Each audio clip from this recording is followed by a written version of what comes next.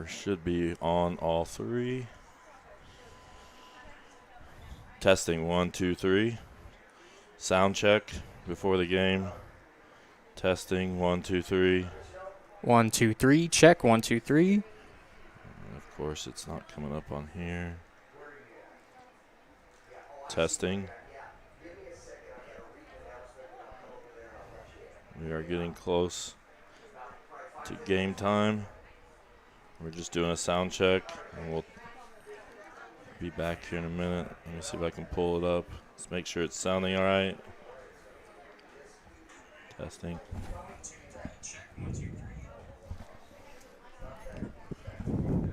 Okay, I don't think we're having the sound problems we had the other night. So we will be back here in a little bit.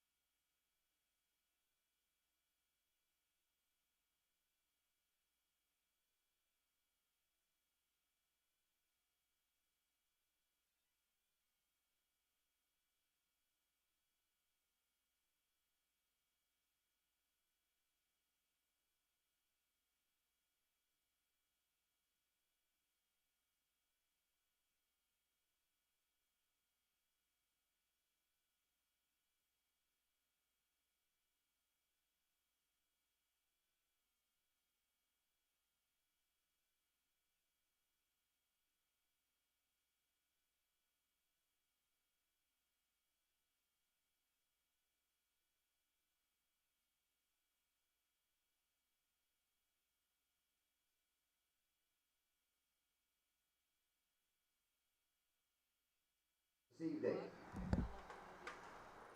The 2020 season, we want to honor the legacy of Coach Clayton Schultz. The bell in the east end of the football field is being dedicated in Clayton's memory this evening. Clayton was a standout athlete during his time at Eastern Hancock. He later found his calling as a coach and mentor and spent nearly 20 years leading athletic teams at Eastern Hancock and epitomized the meaning of royal pride. Clayton's passion and love for Eastern Hancock is unmatched. Bringing a spotlight to the school, the community, and the student athletes he cared so much was his driving passion. Eastern Hancock is a special place for many reasons, and none of the reasons have to do with trophies or banners.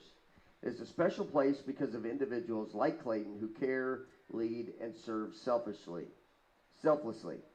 Each time you hear the bell ring, think of Schultze and know that he is looking down on the Royals fondly.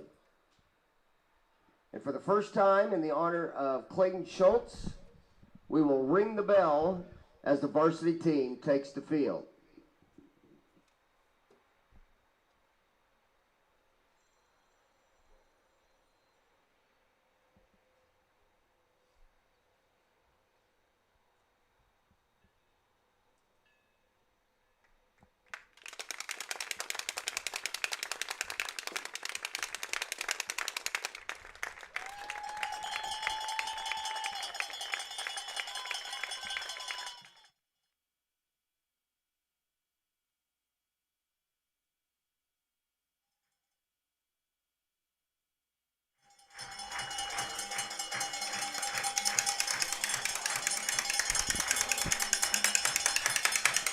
Well, what an awesome tribute to begin this night of football here in Charlottesville, Indiana. Week 1 of IHSAA football action begins here tonight with the Royals hosting the visiting Alexandria Tigers.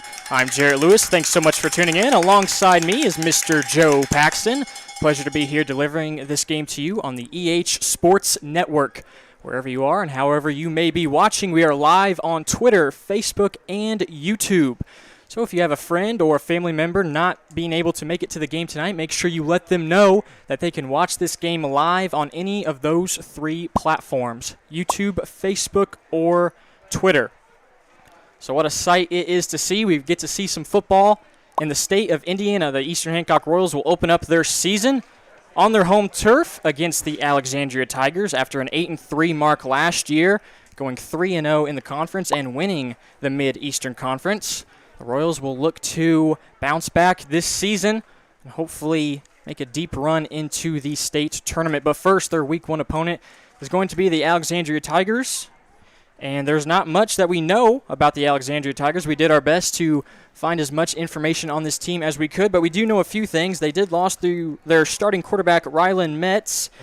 He, in 3 years, had 6,300 yards passing and 71 touchdowns, so they are going to miss him dearly. Another player that they are going to miss is wide receiver Kane Vernetti, who had 75 total tackles last year along with 5 interceptions.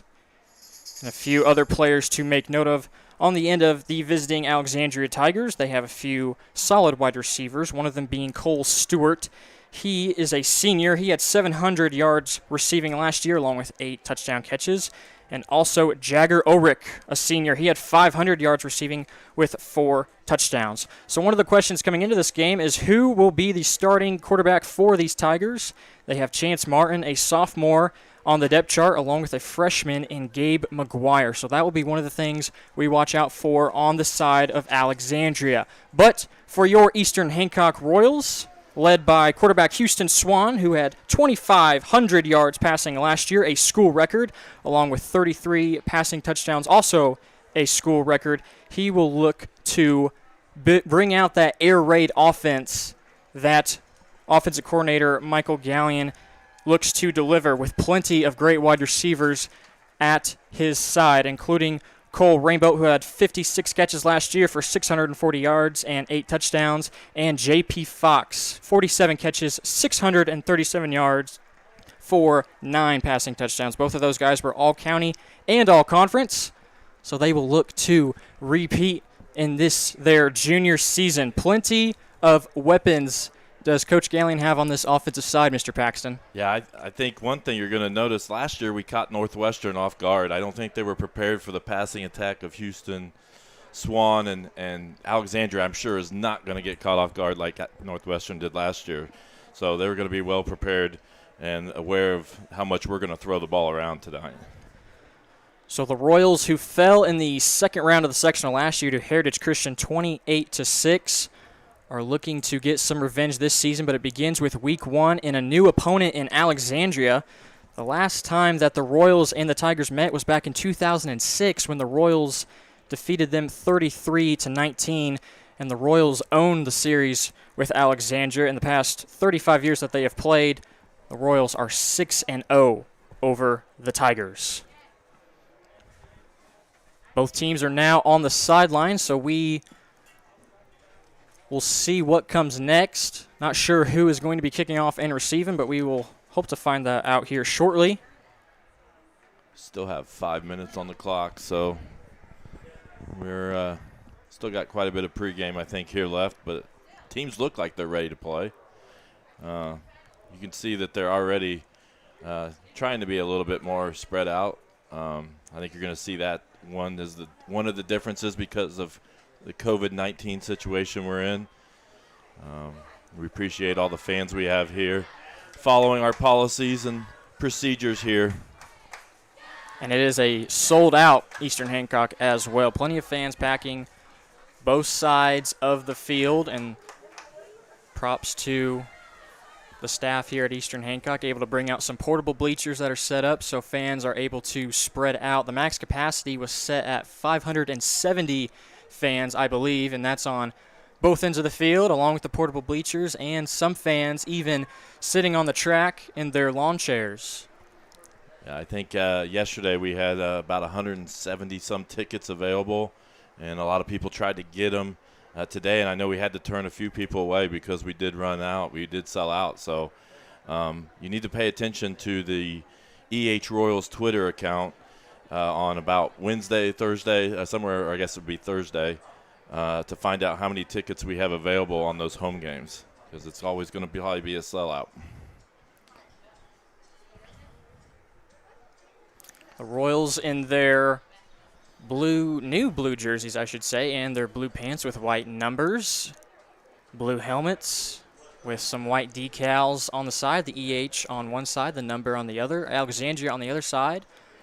White jerseys, gold pants with red numbers and red helmets. Referees are coming onto the field now. We're still waiting for that clock to run down. Now it's at 3 minutes. So last meeting was in 2006. So that's been a while since we've played Alexandria. And you take a look at the coaches there also. Pete Gass, in his 12th year at Alexandria, has had a few notable seasons, winning seasons. 2 out of the last 3, I believe, have been a winning season for Gass. 17 years overall in coaching, and Doug Armstrong in his 3rd year, just 1 game above 500, but his 19th year overall coaching, and he's been in the game for a while, and he's made a few stops at other Hancock County schools as well.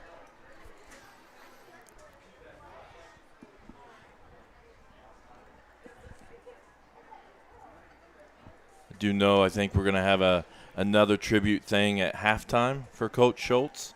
So I know a lot of his family's obviously here, and he's one that we're definitely thinking about. It's been a long time. You know, he's been here, and it's going to be a big change for a lot of us, especially on Friday nights. But we'll have a nice little ceremony. I believe he's getting his jersey retired at halftime today. So make sure you stay for that. The number 79 for Clayton Schultz will be retired forever here at Eastern Hancock. And even though Coach Schultz was a defensive coach, I always appreciated seeing him on the sideline after the offense would score. He'd be one of the first ones to congratulate us, might even get a belly bump from him. You might end up falling on the ground if you're somebody like me. But, yeah, we're definitely going to miss Coach Schultz here at the Eastern Hancock football field. I know they're selling T-shirts to help for a scholarship in his name. I believe Boosters is here as well, selling possibly pork burgers, I believe.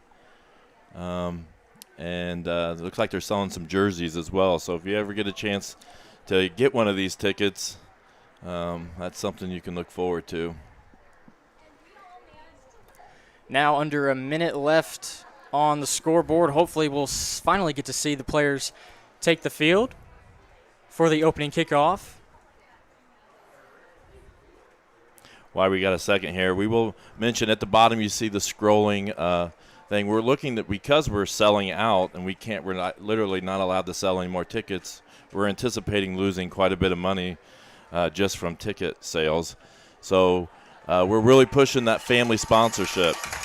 So there's a URL and a link in the description. If you could click on that and help donate some money to help the EH Athletics program.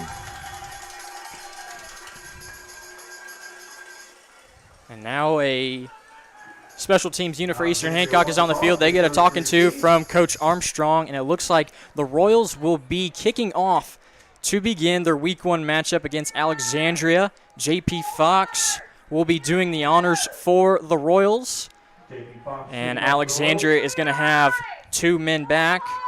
That'll be Cole Stewart, number 12, a senior, and also number 5, Jagger Orick. Those 2 will be ones to watch out for on the Alexandria offense. We already have 61 people watching, so share it out there for people. Share it, retweet it, let people know that the game's on tonight.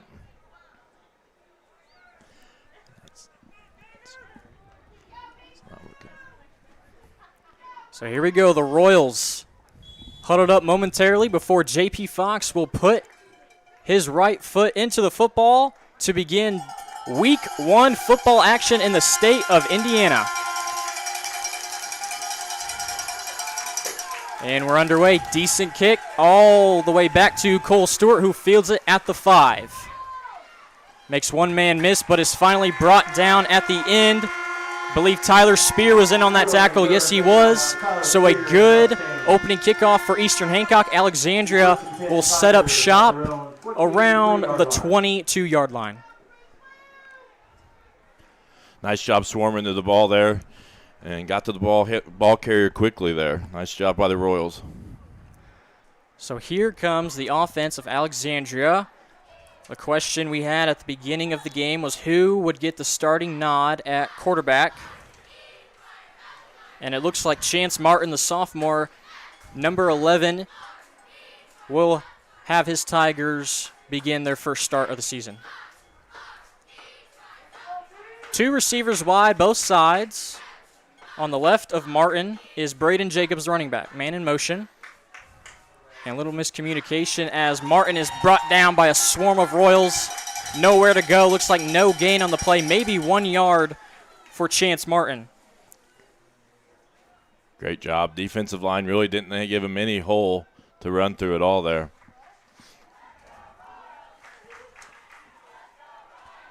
This time, 3 receivers to the right side for Alexandria. The running back in backfield is actually Max Naselroad. Martin takes the snap, look to pass, but he is getting pressured, and he's going to be brought down. The first sack of the season will be a loss of about 3 yards on the play. Too many Royals there to know who got the sack. But Cole Rainbow was in on the action, and so was Tyler Cavaletto. He tucked that ball pretty quickly. The pressure got there right away by the Royals. Martin had his 3 receivers to the right side, decided not to throw it out that way, and instead kept it. You have the same look this time on 3rd and 12. Martin in the gun. Looking right. Throws the out pattern to the sideline. He's going to be tackled out of bounds. Nice tackle by Caden Sotelo. He was one of the leading tacklers for the Royals last year, and Coach Michael Gallion said he is going to be the leader of this defensive unit. Yeah, I definitely remember last year saying Caden Sotelo's name awful lot. I can always see Connie talking about she's in Arizona watching him, watching the Sotelos. You got Kane and Caden, and I know we always will say Caden's name on defense. McGuire was on the reception for Alexandria. He picked up around 7 yards. And here's the punt. Spiraling punt to Rainbolt. Fields it at the 35. And a whole bunch of Tigers there to wrap him up and bring him down at the 40-yard line. So the defense does their job. Now the Air Raid Royals will take the field.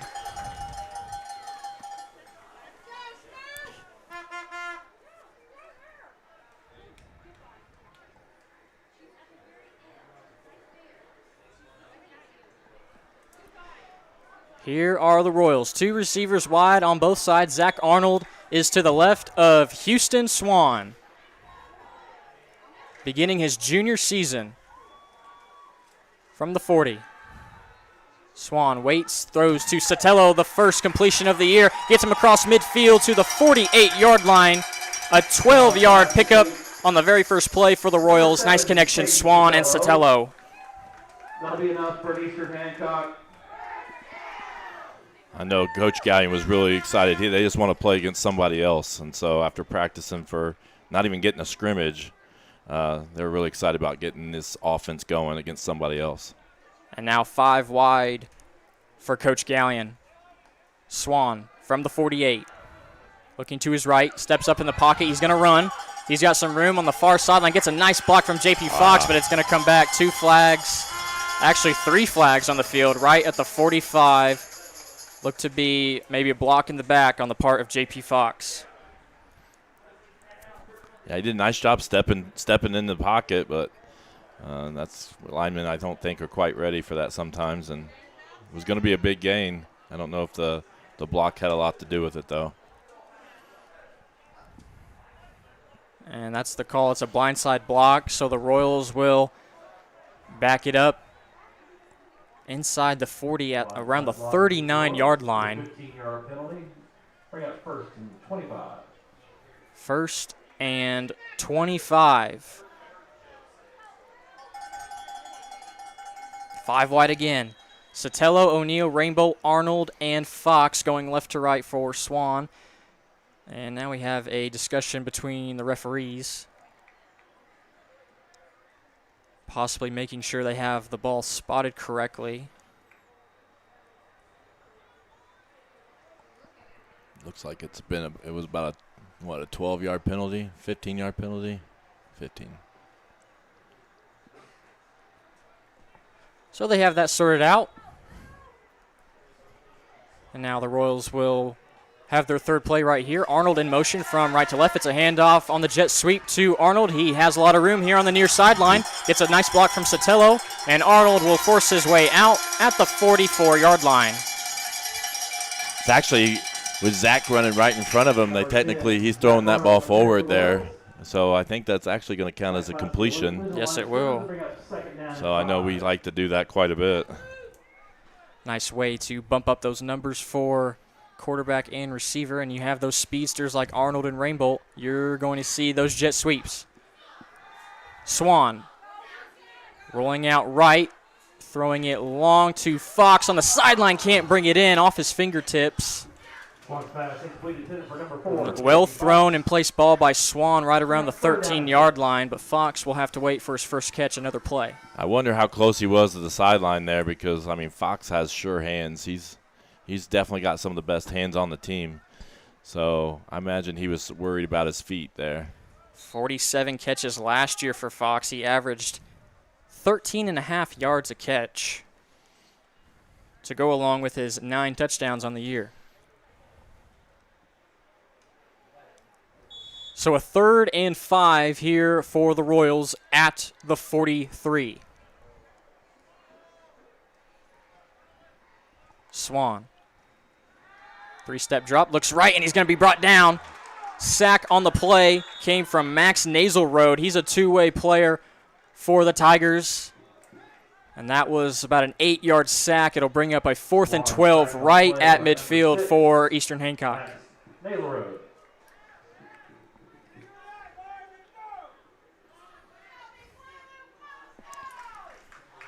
And Coach Gallion not afraid. He's going to go for it here, 4th and 12. He's got 3 receivers on the right. 4 down linemen for Alexandria. Swan. He's going to step up. He's going to run up the middle. He's got room. He's going to get the first down. Now he bounces it outside on the far sideline. There's that sneaky running ability from Houston Swan. Able to bring the ball all the way down to nearly the 20-yard line. A 30-yard pickup for the junior quarterback. Yeah, showed off his speed there. Kind of got in the middle of the field and just kind of ran away from the defender to the sideline. We got that replay. We'll see that later. Swan didn't have very many yards rushing last year. Just 1 rushing touchdown under 100 yards, but he is still a capable runner. He picks up the first down there. So a new set of downs and 3 receivers to his left side. Might be changing up the route as well. Takes a snap, swing pass out left to Arnold. He's going to pick up a few yards and step out of bounds right around the 15-yard line. We'll call it a 6-yard pickup for Zach Arnold. Anytime you can get Arnold out in the open space, he's a threat to go to the house. So he's got some of the best speed in the school. So get him out in space, and he's dangerous. And Arnold can split out wide. Jacob Johnson is a notable inactive tonight at the running back position. So Arnold is in that backfield with his classmate Houston Swan. Looking to his right. Out to Rainbolt. Simple out route. Rainbolt breaks 2 tacklers, breaks 3, goes for the play, and he's in. Nice job by the Royals there. Eastern Hancock touchdown. Houston Swan to Cole Rainbolt. Rainbolt had 8 of those last year, and he gets one early in the season. All county and all conference for Cole Rainbolt, and he opens up the scoring for the 2020 football season.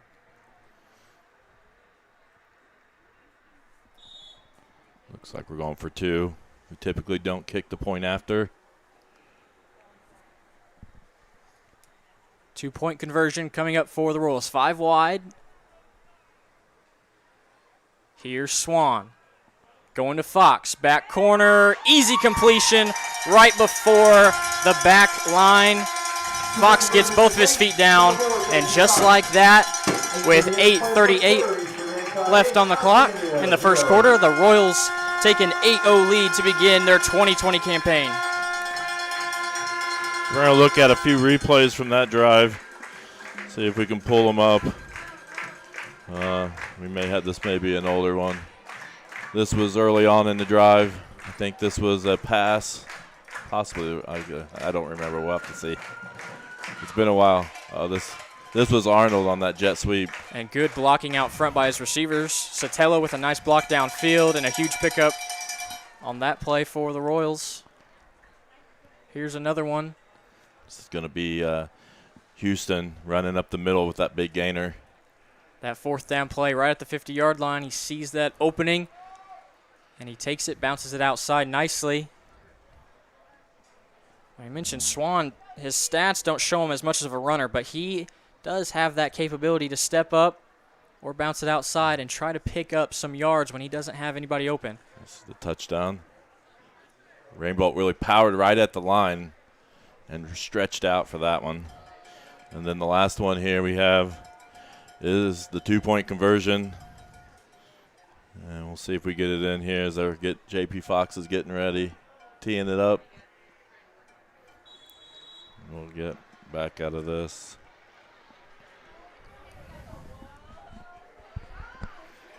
The second kickoff of the afternoon on its way from JP Fox.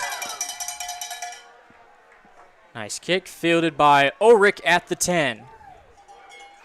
Ooh. Coming up the middle, he's breaking a few tackles, and there he goes. Arnold's the only one that can get him, and he's going to bring him down at the 35-yard line. Touchdown, saving tackle on the part of Zach Arnold, and nice tough running on the part of Jagger Ulrich, a 6'1 senior. Split right up the middle. Luckily, that was Zach there. Once he got behind us, anybody else he might have ran away from, but Zach was able to bring him down from behind. So better field position this time for Alexandria on the Royals side of the field.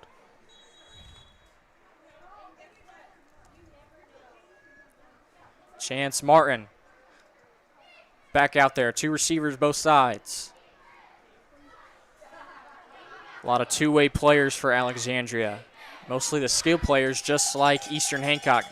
Man in motion is Colin Jones. He's coming down the right side. He's going to pick up nothing on that play. Colin Jones taken down for no gain on the play.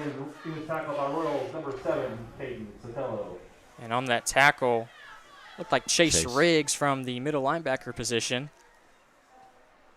Got up a little slow, but I think he's all right, shaking it off. But he did get him from behind there and dragged him for no gain.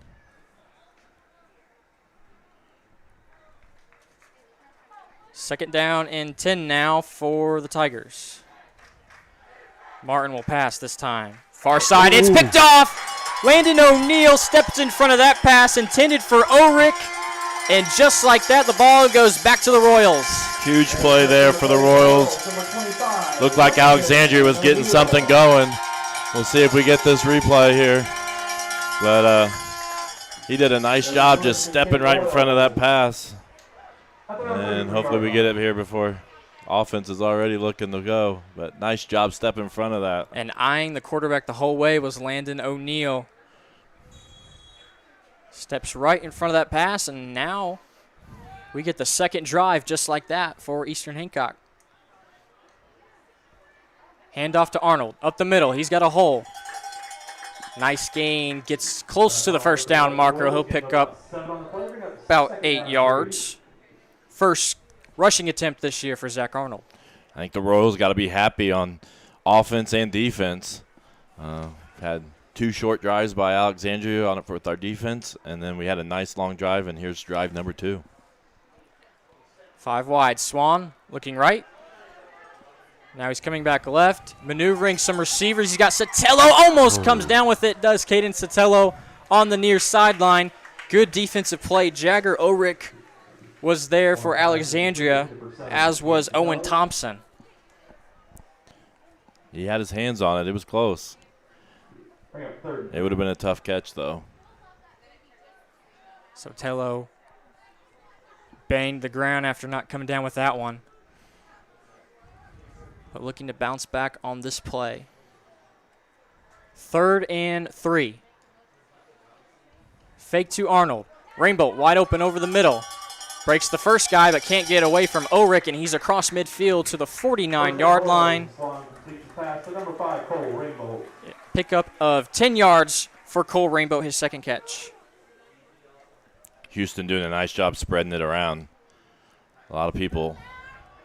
Now the hurry-up offense. Alexandria was kind of standing around, but still they had one player ready to bring down Arnold, and that was Logan Flowers, a junior for the Tigers.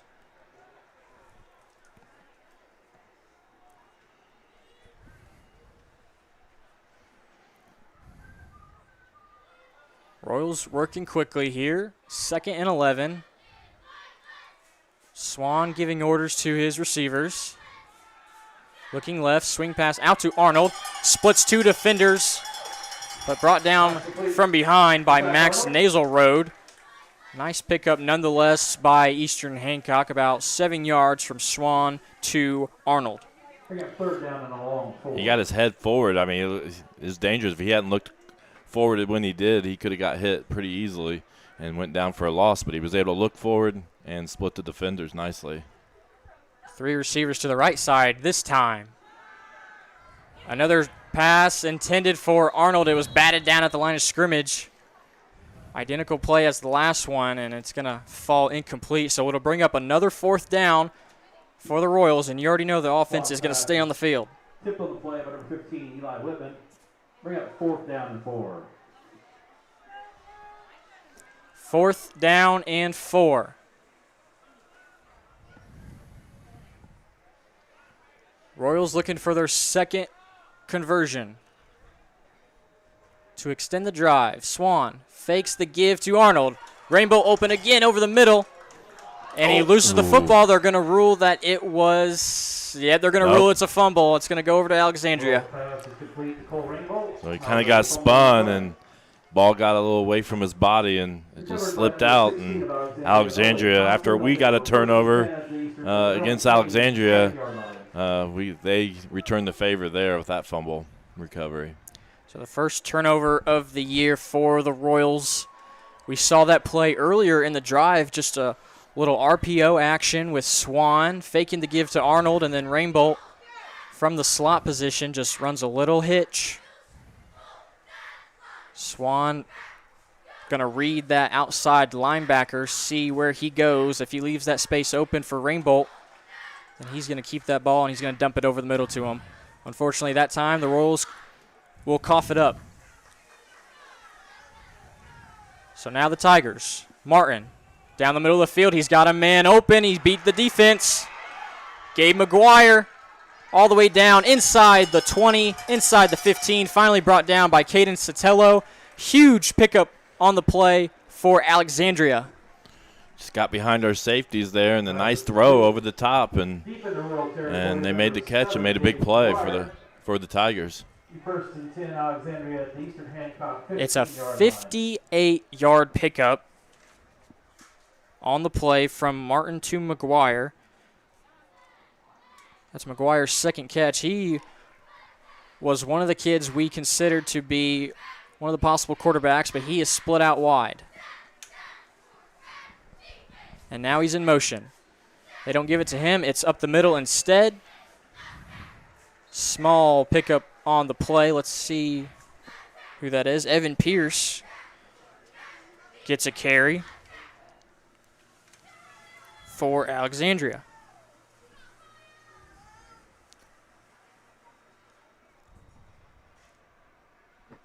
Haven't called Pierce's name just yet until that play. But the usual setup here, two receivers split out both sides for the Tigers. Martin looking right. Now he's going to throw over the middle. Pass is incomplete. Great defense on the play that time by Ashton Smith. Martin's pass is incomplete. Bring up 3rd down and 5. 3rd down and 5 coming up for an Alexandria. Big down here. Of course, it's 4th down territory, but you'd like to pressure Alexandria into a 4th and long situation.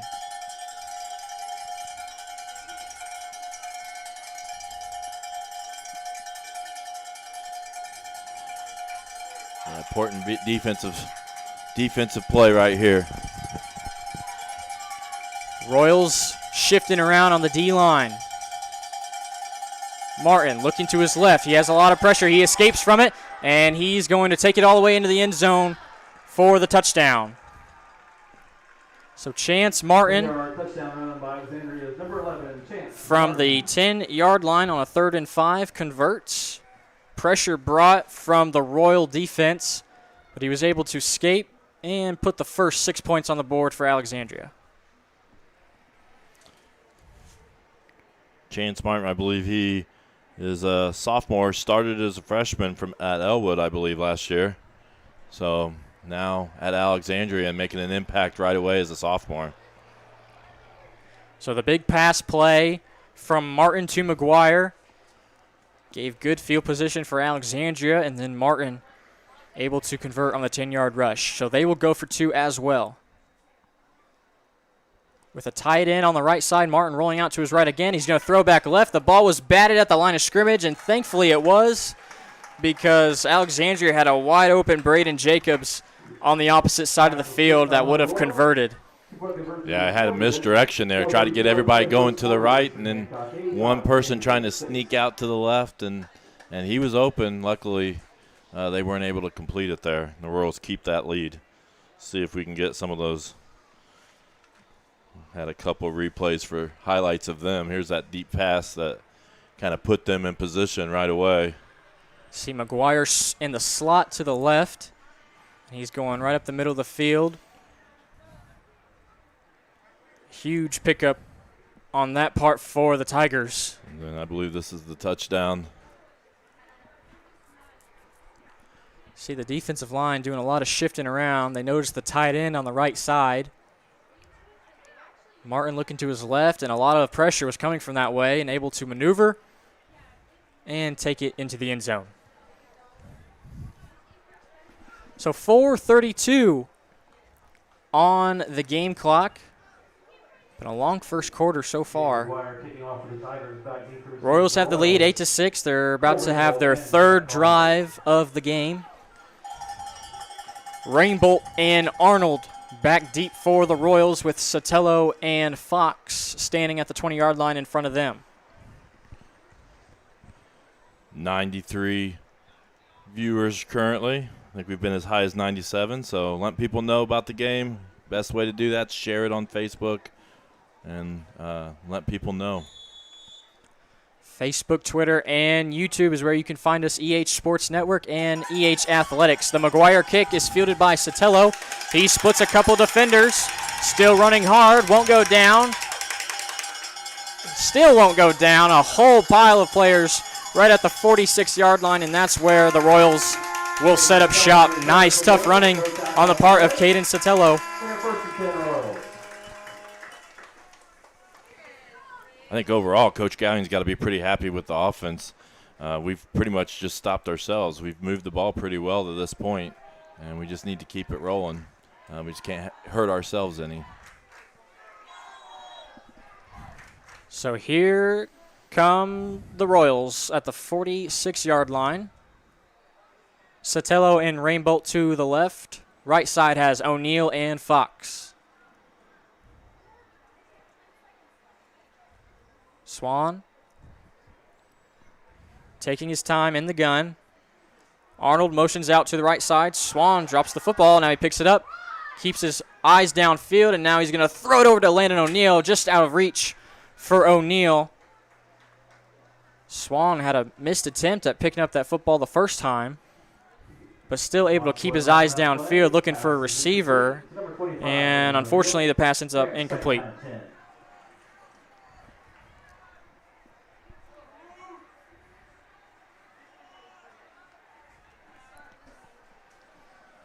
Second and 10. Coach Gallion giving out the play to his offense.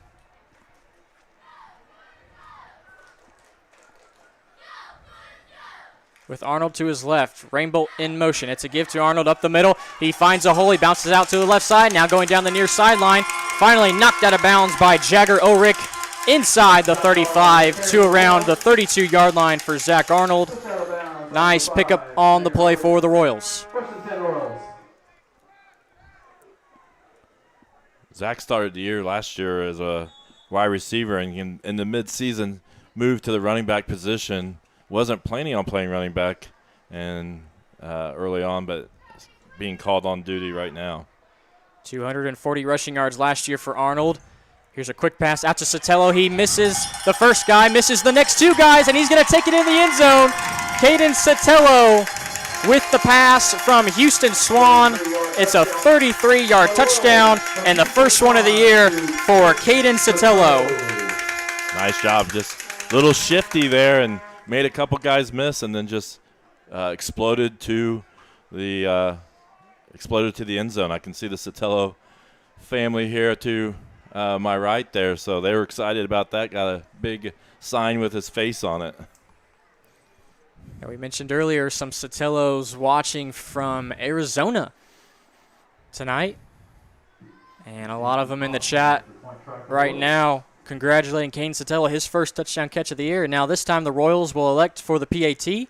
J.P. Fox with the kicking duties, and his kick is true. So, 4 minutes left to play in the first quarter. That drive took 32 seconds, and the Royals score quick yet again. They have a 15-6 lead here in the game so far. Two replays we're going to look at. We got Zach's first run here. Kind of got us into position and kind of in the Tigers' territory. And ran it right up the middle, broke it to the outside. That kind of got us in position. And then, as you can see here, the pass to Sotelo here. Split out wide to the left is Sotelo. Just a simple 5-yard hitch. The cornerback misses him at first, and then he splits these two defenders right here on his way to the end zone. Didn't realize we couldn't see there.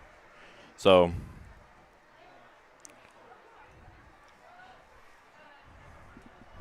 it's really been we played 8 minutes, and it seems like we've had a lot of possessions in just 8 minutes of football. It seems like it's been over an hour that we've been sitting here. So this game is got a lot of action in just a short amount of time.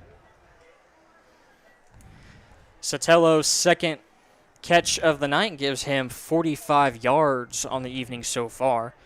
Zach Arnold has 3 catches for 35 receiving yards, and Cole Rainbow 3 catches for 22 yards. One of those catches was the fumble that turned it over to Alexandria, but the Royals do answer with a score right there. They have a 9-point lead with 4 minutes still left on the game clock.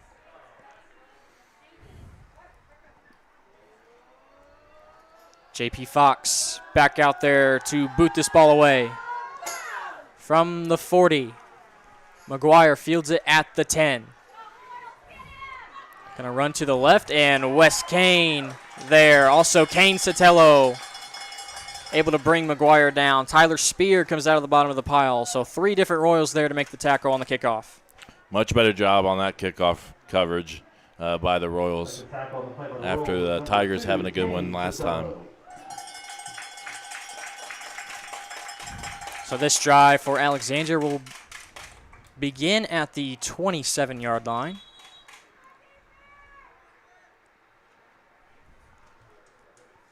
Houston's family in Ohio, they are watching. Actually, Iowa. Iowa. What did I say? Ohio. Oh, my goodness.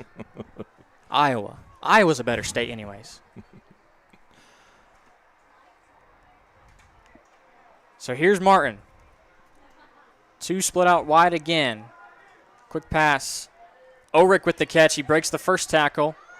Now he's bottled up, looking to reverse field. He's going to take it from the right side into the middle of the field. We'll pick up around 7 yards on that play. Martin to Jagger Ulrich, his first catch of the night. Ran about 20 yards there to gain that 7. So, but Royals did a nice job just containing and not letting him get loose. All right, clock stopped, and just to let you know, I try to keep the clock as close as possible, but that's why you keep saying it go up and down. The legend, Derek Collison, Memphis, Tennessee. Thanks for watching, Derek. Boys are looking good so far indeed. It's that weight room. Now we have a timeout on the field. It appears Alexandria will burn their first one with 3:40 left on the clock in this first quarter, and it's been a long first quarter. Both teams, I believe, have had at least 3 drives. Yeah, and it's been a lot of action, and each the possessions, each team's had a turnover, big plays. Really, the drives they've been long in distance, but not long in time. So I do want to mention real quick about the family sponsorship. As you know, we are at capacity, so we can't even sell any more tickets if we wanted to. So think about that money that you might be saving by watching at home. It's pretty hot here. It's probably a lot more comfortable there in those in the air conditioning. But if you could think about maybe considering, if you watch a lot of our live streams, donating a little bit and become a family sponsor. There's a link in the description of YouTube and a link in the description of Facebook that should take you to a PayPal donation page, and we'd really appreciate any donations to help us make up some of that money that we're losing because we can't sell any more tickets. So and there's a link there at the bottom as well that's kind of scrolling every so often. It's tinyurl.com/EHRoyalPride. And that will take you to that donation page as well. If you don't like putting your credit card on the internet, the athletic department has forms and things you can fill out as well. So we really appreciate those that have already done that. We've had 3 live streams with volleyball. I know we have Jeremy and Amanda Adkins, Adam and Julie Barton, Steve and Sherry Barton, Joy Siak, Dan and Kathy Engelking, Diana Lewis, David Smith, Aaron and Jennifer Spalding, Dee and Jeanette Wickard, Adam and Hillary Engelking, Diana Swan, and Steve and Sherry Dowd. So we really appreciate the support from those individuals, and we really hope that you consider becoming a family sponsor and helping us out here at EH Athletics. I feel like last night we got one from the O'Neill family, Chris O'Neill, that's not on my list. So thank you. So out of the timeout, here comes Alexandria. They have a 2nd and 2 to deal with at the 35-yard line.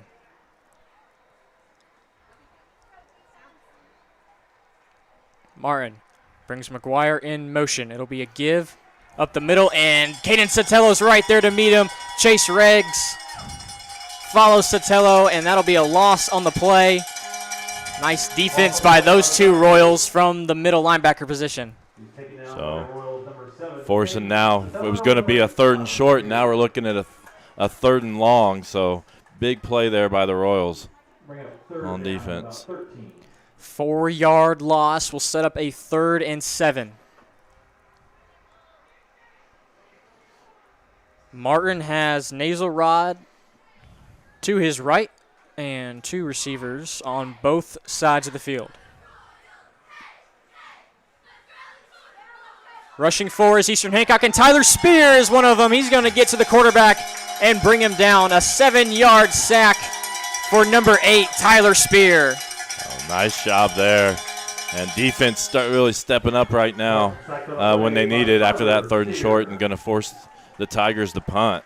And Rainbolt has some of the best punt return numbers in school history, so always dangerous back there.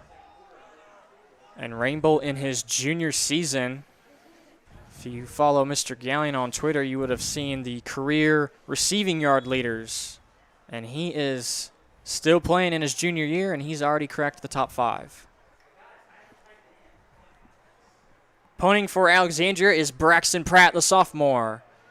End over end punt will land right at the 50, and Rainbow will corral it at the 48. First and 10, Eastern Hancock at the 48-yard line. So here comes another drive for the Royals looking to extend this lead. Their 4th drive in the first quarter. This may be the longest first quarter I have ever seen. Yeah, it's been not a lot of plays, really. I mean, big play, big play. And we really haven't been stopped at this point. We've just kind of stopped ourselves on the one fumble. So hopefully the offense can keep this going. 2 running backs in the backfield for Swan. Rainbow on his right and Arnold on his left. Ashton Smith is split out to the left.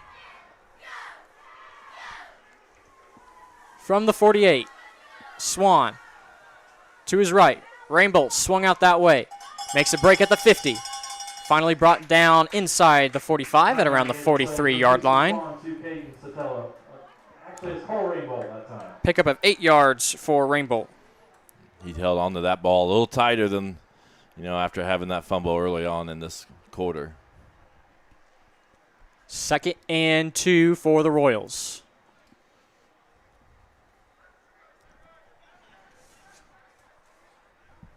Swan will await the snap from junior center Carter Dishman. 5 down, lineman for the Royals and 4 for Alexandria. The give up the middle. Arnold has a little bit of hole. He squirts through, and the ball's out. The ball comes out. Looks like the 2nd fumble of the night for Eastern Hancock, and it'll turn it right back over. Almost the exact same spot as where Rainbow fumbled the football, right around that 35-yard line. Yeah, and you can see Coach Armstrong and he's applauding over there. He knows, but he's calling out his defense right now. Coach Armstrong taking over the defensive duties this year. So now the 4th drive for Alexandria. 8 combined drives for these offenses in this first quarter. 1:33 on the clock. Spread offense on the field for the Tigers. Nazarod kept it. Actually, Martin kept it. It was a read option, and that ball got out. Martin does end up getting back on top of it, and he'll gain a yard out of it as well. So almost returned the favor there. That's 3 times now, that spot. Right around that 35-yard line. We have seen 3 fumbles now, 2 of them lost by Eastern Hancock. Under a minute now in this first quarter. Martin. Bubble pass out to McGuire, trying to get the edge. O'Neal cut him off. He's going to miss O'Neal, but Sotelo and Riggs are there again to clean it up. Caden Sotelo is having himself a day so far on both ends of the field. Yes. Sotelo with a big hit there on the sideline. Made sure he didn't get any more yards. 3-yard pass play from Martin to McGuire. McGuire is the man right now receiving-wise. 3 catches for 68 yards.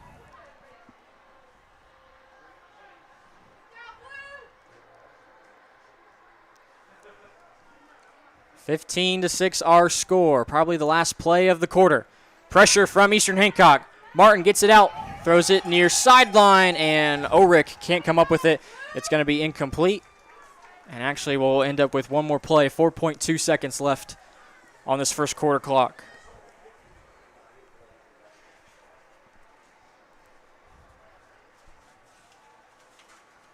It'll bring up a 4th down as well. So back in to punt for Alexandria is Braxton Pratt, the sophomore. From the 40-yard line, Rainbolt standing at his 25.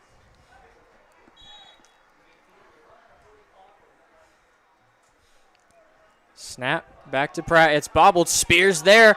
And now he's going to have to run with it. Braxton Pratt, he's going to be tackled around the 39-yard line. So it's going to be great field position for the Royals as the first quarter finally comes to an end. 12 minutes turned out to be much longer than that, but we'll go to the second quarter. Eastern Hancock with a 15-6 lead heading into the second quarter. Thanks so much for tuning in on the EH Sports Network. We are live on Twitter, Facebook, and YouTube. If you have somebody looking to catch the game, make sure you tell them about it. EH Sports Network on any of those 3 platforms.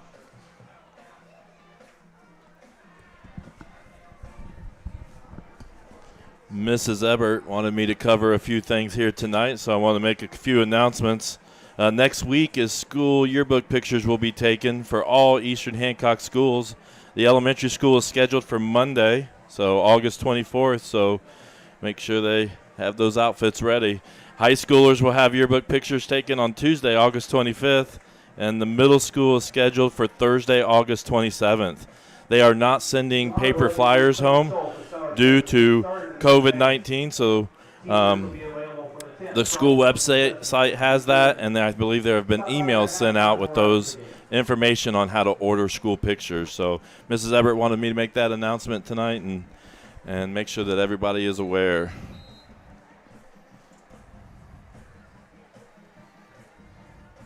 We're up to 122 people watching, so we really appreciate it. Great crowd here at the stadium and great crowd online. Both sides of the bleachers filled up and some of the portable bleachers as well. Plenty of fans as well sitting on the track in their lawn chairs. Catching some Royal football tonight. They have the 15-6 lead. First play of the second quarter from the 39-yard line. Swan. He's going to go deep. He's got Sotelo, and Sotelo will bring it down. He's going to be brought down right next to the goal line. He's not going to make it in. Marked down at the 1. So a 40-yard completion from from Swan to Sotelo.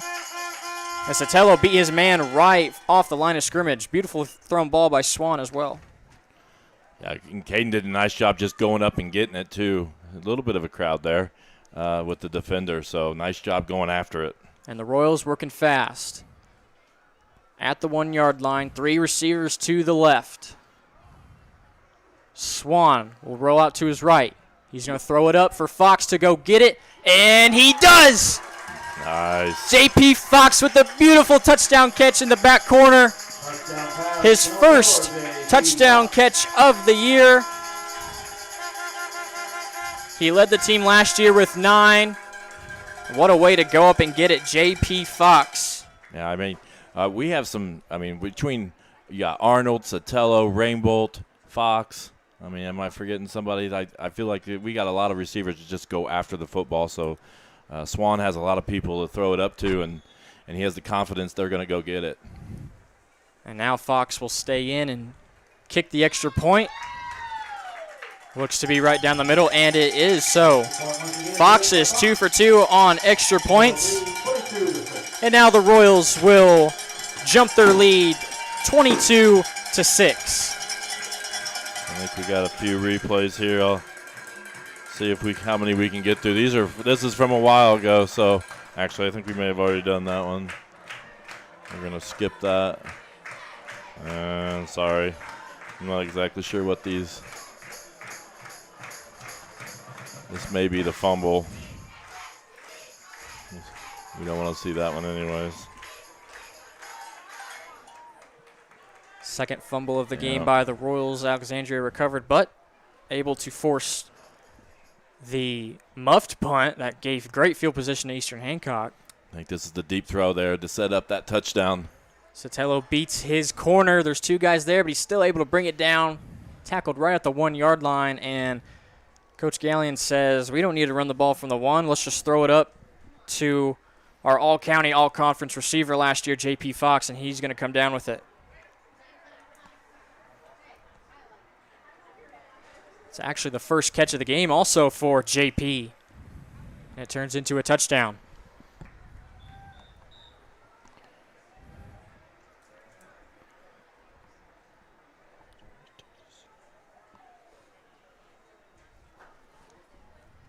So again, second quarter going just like the first.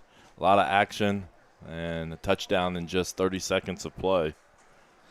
And 2 of the touchdown drives by the Royals as well were less than 3 plays. 3 plays or less. The one to Sotelo, which was 33 yards, and then this drive that we just saw end only had 3 plays. Fox, after the touchdown, boots this one. Fielded by McGuire at the 10. Spear is there to meet him. He's going to shake Spear, but there's plenty of other Royals there to bring him down at around the 18-yard line.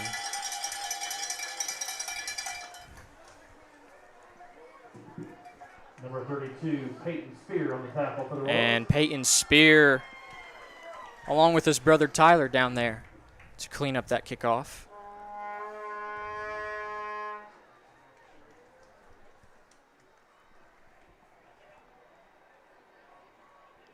Beautiful weather here in Charlottesville tonight as well. 80 degrees right now. Couldn't have asked for a better week 1 matchup to kick off the season.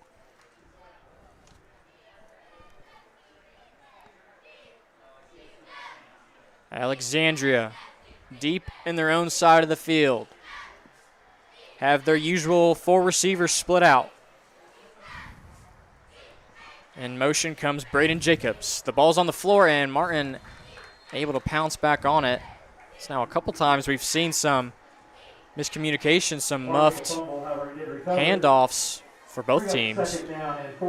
I believe we have a change at center from last year. I believe Harrison Collins was our senior center this year, and then it is, or last year, and this year it is, I believe, Hedrick. Carter Dishman, I believe, was out there. So, got a new player out there snapping the football for us. But a big offensive line. We'll try to mention those boys the best we can. They've opened up some great holes for Arnold and Swan. And they've given Swan some great protection when he's throwing the ball. Here's Martin. He's pressured, but he's got a man downfield. It's Ulrich coming back for the ball, and it's going to fall incomplete, although there is a flag that's going to come in. And the Royal fans aren't happy with that one. But on the other side, Tiger fans are clapping. Yeah. I think the thing that were most, it was a late flag. It came out a little after the fact. I don't know if they're so much disappointed in the call as much as how it was called. It's only the second penalty of the game. Yeah, pretty clean for a first game of the season. I'm not sure if Alexandria got a scrimmage in or anything. I know we skipped that. Didn't have a scrimmage. So to get kind of those rusty things out in these early season games. 2 penalties, but 2 turnovers have plagued Eastern Hancock, although they still have been able to score in the drives that they have been given. 22-6 right now is their lead. So from the 30 after the pass interference,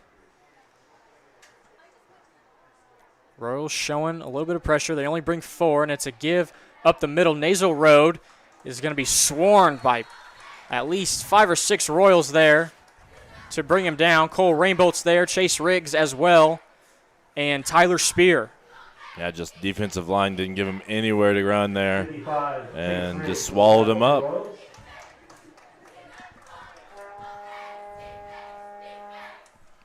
Second and 9 now it'll be.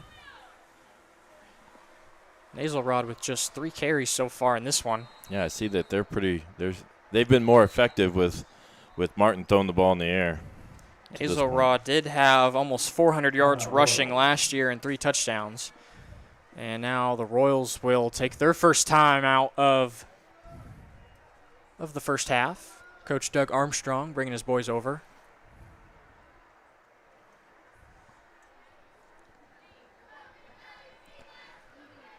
Do appreciate the chat messages and the we are able to see them here in the booth.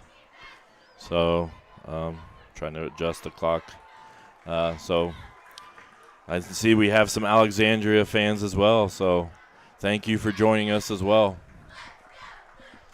Yeah, we've already mentioned the people that have been listening from out of state. We've heard Arizona, Iowa, also Memphis, Tennessee. So we thank you for all of you tuning in, not just from around the area, but from out of state. I think we have a Florida too. She didn't mention it, but I just know that's where she's probably watching. So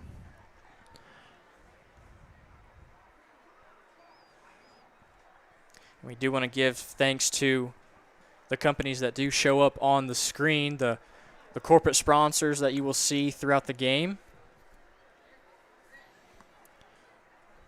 if you're interested in becoming a corporate sponsor, that goes through the Athletic Boosters. So contact them. They have lots of different packages that you can choose from. And so all of them, every package, doesn't matter what price range, they all include getting your logo there in the bottom left-hand corner. So check out that. Contact the Athletic Boosters or the athletic department, and they can get you set up on how to become a corporate sponsor.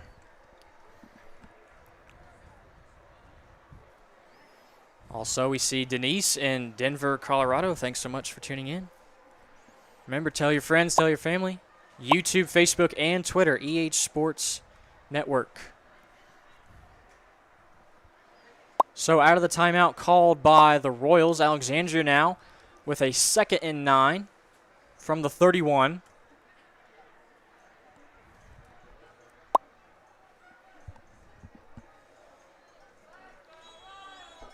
Martin in the backfield.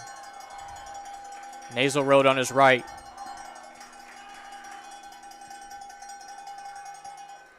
Option to the left. Sotelo and Spear are there to meet Martin. It's going to be a short gain, maybe just 1 yard on that pickup. But boy, we have called the names of Spear and Sotelo and Chase Riggs. Those three have been everywhere for this Royals defense. Yeah, Sotelo's a name that we heard a lot last year, but Riggs stepping up from maybe not as much playing time in the past and stepping up here this year, being an impactful player there for this defense. Riggs at the linebacker position. Here's 3rd and 8 for the Tigers. Martin looking left. Brings the ball down, and he's going to be brought down. Knutson's there. 2 other players there as well. I believe that was Hunter, wasn't it? We have 2 Knutsons. Yep, Connor and Hunter both are in on the sack, and that'll force a 4th down. Alexandria looking to punt yet again. I need to start making some replays for the defense. I'm a little slow on that, so my fault. Defense making some big plays as well, not just the offense. Back out to punt for the Tigers is Pratt. Rainbolt deep again. This is a low line drive punt that'll bounce from the 45 and take a roll to about the 31-yard line. So the Royals now will have their 5th drive of the afternoon, looking to go 4 for 5 as far as touchdowns are concerned. Not a pretty punt there, but it was an effective punt. Got a lot of yardage there. And Rainbolt just kind of smartly got away from it. Only probably something bad could have happened if he would have went after that. 3 touchdown passes for Houston Swan to start this first half. Rainbow opened it up, and then Sotelo and Fox more recently. Trying to get the 4th one here. He's got 3 receivers on his right. And he's going to be looking left this time. He has a man over the middle. It's Fox. Makes the catch at the 45. Breaks away from 2 guys and finally brought down by the 3rd. Owen Thompson there to bring him down, but it's a huge pickup from the 31 to the 44. That's a 25-yard pickup for Eastern Hancock on the first play of this drive. Really impressive throw there by Houston. That was a small window there he had to fit that into, and it was right on the money. from the 45. Royals working at a decent pace. Swan, quick pass. It's tipped at the line of scrimmage, intended for Cole Rainbow at the 40. And that ball's going to fall incomplete. Swan's pass incomplete. For number 5, Cole, that seems to be his route most of this game so far. Just that little 7-yard run and then just hitch, turn around, and it's been effective so far, but that one deflected. Defensive line of Alexandria able to get those hands up and bat that ball. Just the 5th incompletion so far for Houston. 2nd down. Swan. Pressure to his right. Now he's going to roll out. And this thing smartly throws it away. Nice job by Houston. Doesn't have anything downfield, and he was pushed back a ways. He was throwing that ball from the 36-yard line, and the line of scrimmage is on the opposite 45. Yeah, the good pressure got him scrambling right away, and he tried to keep his eyes downfield, but was just so worried about it, and then smartly just threw it away and lived to play another down. Got to think it's still 4th down territory if we get to that point. But for now, a 3rd down. Fox, O'Neal, and Rainbolt on the right side. Here's Houston. Screen pass over the middle, and he overthrew Arnold. Yeah, he may have had it there. He had his blocker set up, but he just overthrows the short Zach Arnold. Yeah, that was a tough break because I think you couldn't have drawn that up any more perfect of how they wanted to do it. It's just the pass was just a little overflown. Oh, it looks like we have a flag. Yeah, there is a penalty right where Arnold was standing. It's at the 40-yard line. Ball was placed at the 45. Somebody downfield. No. And that's going to be the call. And there was about 4 of them also for the Royals. So that will back them up. Wait and see. Alexandria may decline the penalty. And indeed they will. So it'll bring up a 4th down for Eastern Hancock.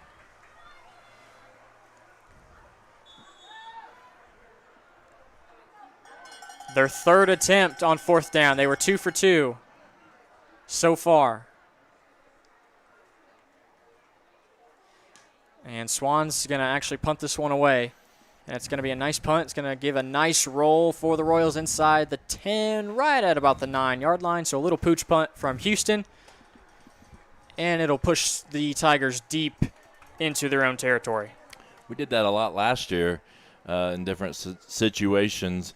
But typically it seemed like Houston was always back a little bit farther. So I was going to hint at it, but he was almost in normal shotgun position and kind of surprised me even a little bit. .737 left on the clock. Alexandria comes back out. Nice punt on the part of Houston to pin the Tigers deep. They've seen a lot of their possessions deep in their own territory.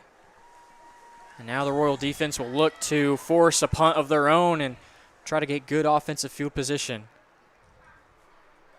I usually be talking about maybe, get a stop here before going into halftime, but I still feel like there's 2 or 3 possessions left possibly in this half. And may have had a Royal jump there. Yep, they're going to throw the flag on that one. Offside is going to be the call on Reed Hedrick.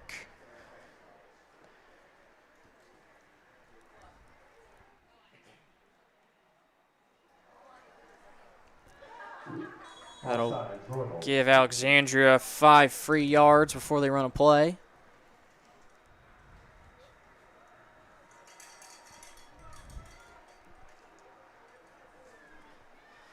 Alexandria taking their time also. They're not really a fast-paced offense, unlike Eastern Hancock.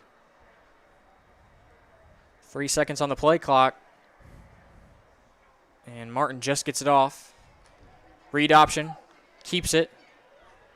Comes to the near sideline. Steps out of bounds right around the 19-yard line. Actually, they're going to give him the 20.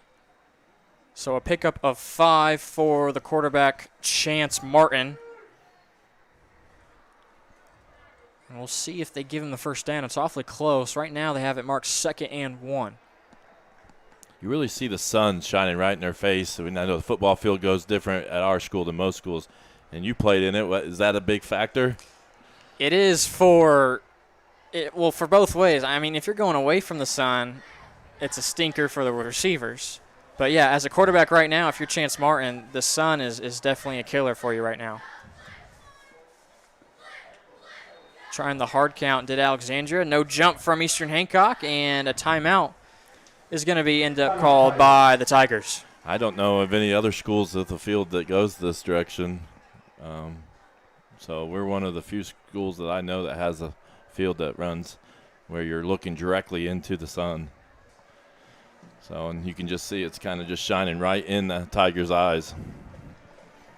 Definitely could play a part in the game as far as if you're going to defer to the second half, you might kick away from the sun. That way the opposing team is headed towards the sun. But after a while, we'll see that sun go down for most, if not all, of the second half. Do you want to mention they are going to retire Coach Schultz's number 79 jersey at halftime, so we're going to try to show that. So make sure you stay tuned for that for halftime. I do have a communications class this year as well, like I did last year. I'm hoping to get some of them involved in some things again this year. We have a few different things because of the COVID-19 restrictions. Some of the things we're going to have to do in the classroom might not look the same as what we did last year, but we're going to try to get them involved with a few things with the live stream. Really appreciate Jarrett coming tonight and helping us out. He does a great job, and alumni of Eastern Hancock, and not only that, but one of the best quarterbacks we've had in school history. So really appreciate him coming out here tonight.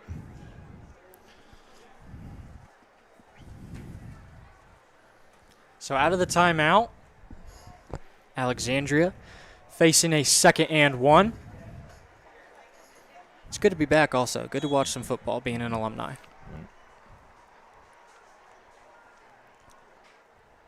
Martin in the gun.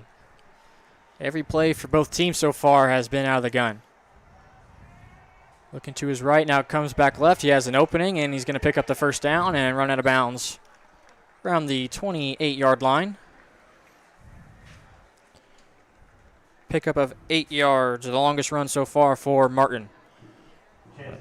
I got a note that Athletic Boosters is going to be selling pork burgers the next 2 weeks at these home games. And we'll also have a drive-through set up in the parking lot in the northwest corner of the tennis court. So it opens at 5 o'clock, that drive-through. So if you're not able to get a ticket for the game, you can come and drive through, get a pork burger, and take it home and help support EH Athletic Boosters. Next week, the Royals will be here. They'll be home against New Albany. 5A, New Albany will make the trip down here as McGuire takes the jet sweep towards the far side, picks up 3 yards. I believe Coach Gallion's done the research. New Albany will be the largest school that we've ever played in school history, so it's going to be a challenge. New Albany had a 4-6 mark last year, so they went 4-5 regular season and then lost first round of the sectional. Alexandria last year 6-5 under head coach Pete Gast, a 20-7 loss in the second round of the sectional last year to Eastern Greentown. Here's a 2nd and 5. Martin with the read option. He's going to pitch it, and it's going to lose yards. Ball may have ended up going out of bounds, too. So not a good play on that part for the Tigers. They're going to lose a couple yards.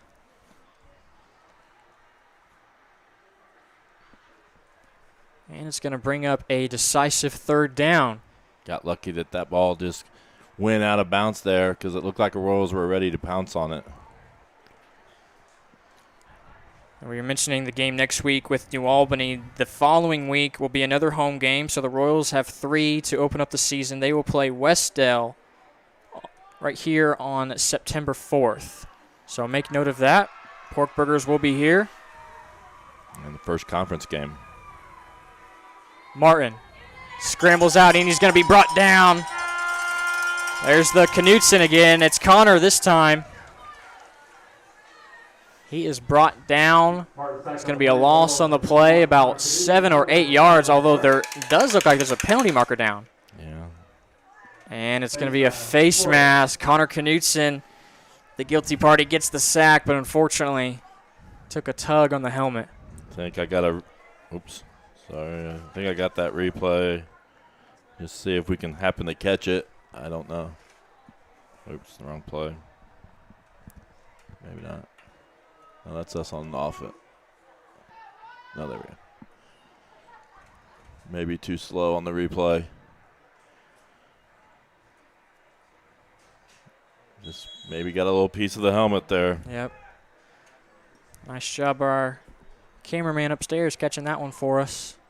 So that penalty will move the ball up to the 40-yard line. Fresh set of downs for the Tigers. Pressure from Eastern, although Martin got it out quick.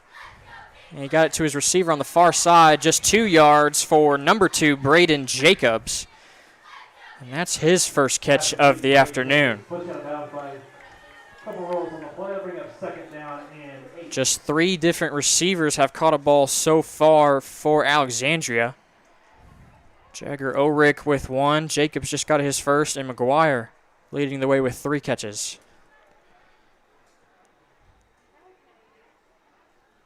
Justin Swan is actually our cameraman upstairs, so we appreciate him. He's running the camera for the team. We actually use the team camera for this.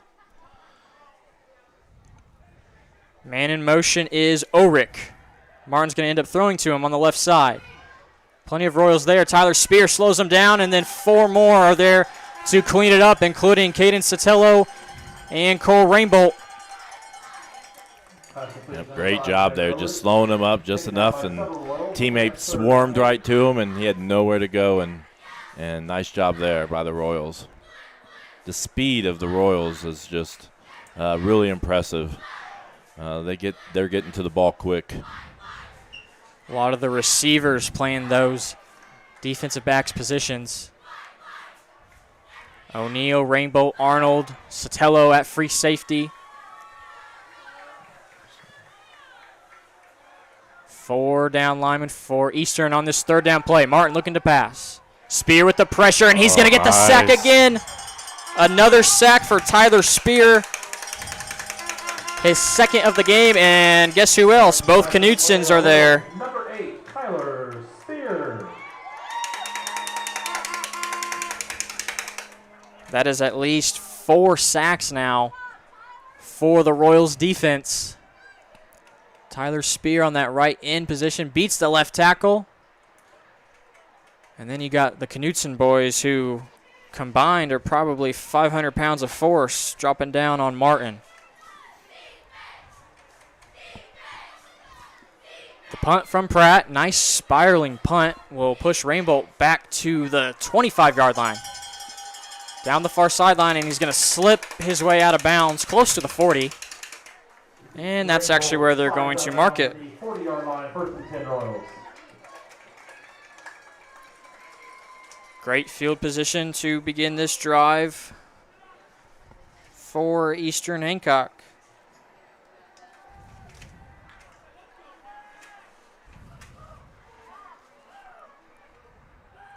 The Royals with their usual receivers, Sotelo, Rainbolt, O'Neal, and Fox. And now Wes Kane will get his first look at action in the backfield. He's to the left of Houston.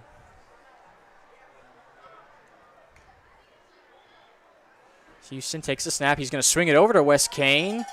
Kane with the catch, able to drag a defender with him out of bounds. Will be close to an 8-yard pickup for Kane. 14, Wes Kane. And his first catch of the evening. Actually, they're going to mark the ball just past the 45 at the 46, so pick up a 6 yards. Kane stepping in here without having Johnson tonight. He's going to step in and help alleviate some of that running back position. Swan. He's going to air it out deep. He's got a man wide open. It's Rainbow on the far sideline. He's got one man to beat. Makes one juke move. He's going to carry a defender. Not into the end zone. They're going to mark him just short, right at the 1 yard line. What a huge pickup.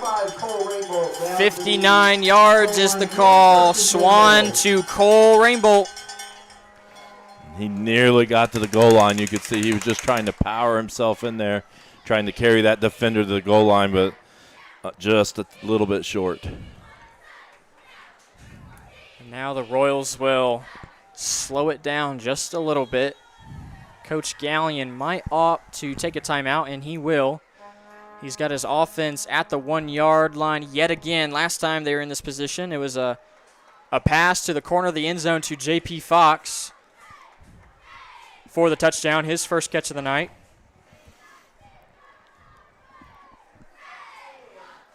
I believe that's Don Denny ringing a cowbell there in the chat, using our own version, our virtual version of the cowbell. So I know cowbells are well known around here by our football moms. And looks like we're getting it in the chat here in the live stream as well.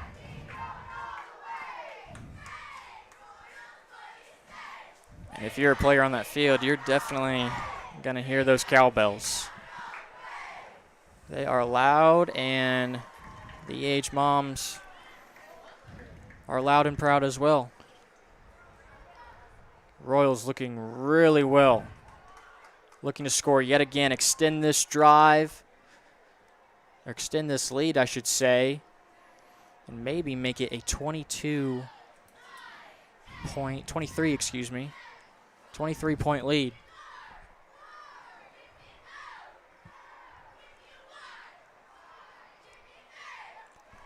Do you want to talk real quick just a little bit about that family sponsorship you keep seeing scrolling at the bottom? We're trying to recoup some of that money that we're getting, not able to sell all the tickets that that people have the demand for. So we're losing a little bit of money there. So I'll stop this here because we're getting ready to go back to action. But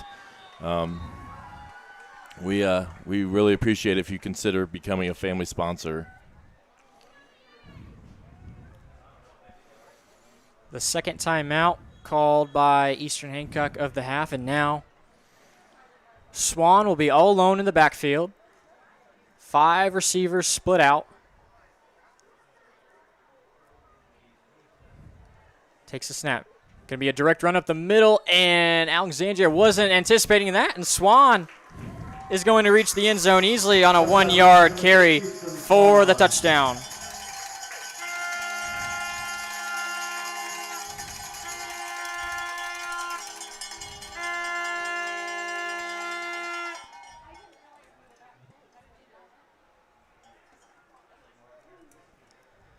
That makes the lead for the Royals 28-6 with 3:26 left to play in the second quarter. And with the J.P. Fox PAT coming up, Sotelo will hold.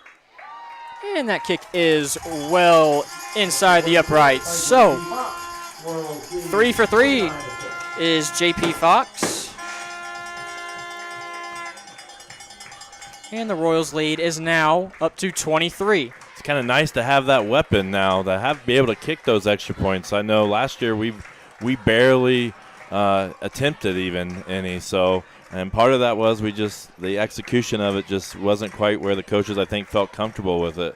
So it's a much more difficult skill than people make it out to be, between the long snap, the hold, and the kick. So they make it look easy. So, but it's kind of nice to see us adding that to part of our game here that hasn't been there in the past. And nice to have a guy like J.P. Fox, kind of a Swiss Army knife. He's able to do just a little bit of everything. He's about to kick off. He's playing receiver. He might return punts and kicks as well. Yeah, I believe he's looking to play at the next level here as well. So showing off what he can do.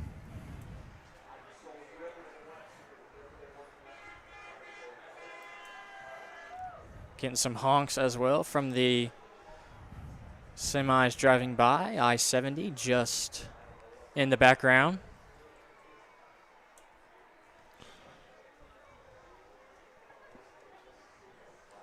And that sun still is going to play a factor in this next drive for the Tigers.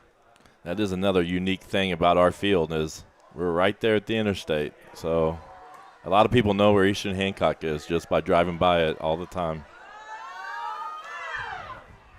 Fox's kick is going to take a bounce into the hands of McGuire, and he'll bring it up the left side.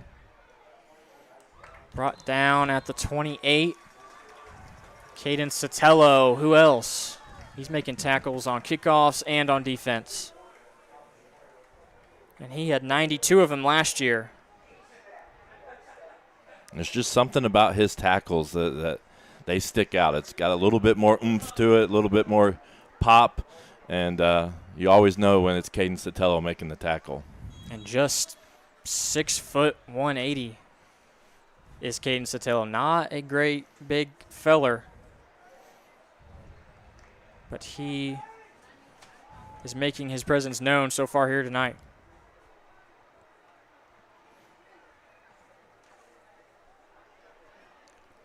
Playing that free safety position. Alexandria down 23. Here's a direct snap up the middle goes Chance Martin. Pretty decent pickup right at the 35-yard line. He'll pick up 6 yards on the play. Martin has really been the guy making the plays. He's had 8 rush attempts now so far. Of course, not counting the sacks, but 8 rush attempts for around 20 yards. Yeah, it seems like a lot of their offense all revolves around him, his arm and his legs at this point so far in this game, number 1.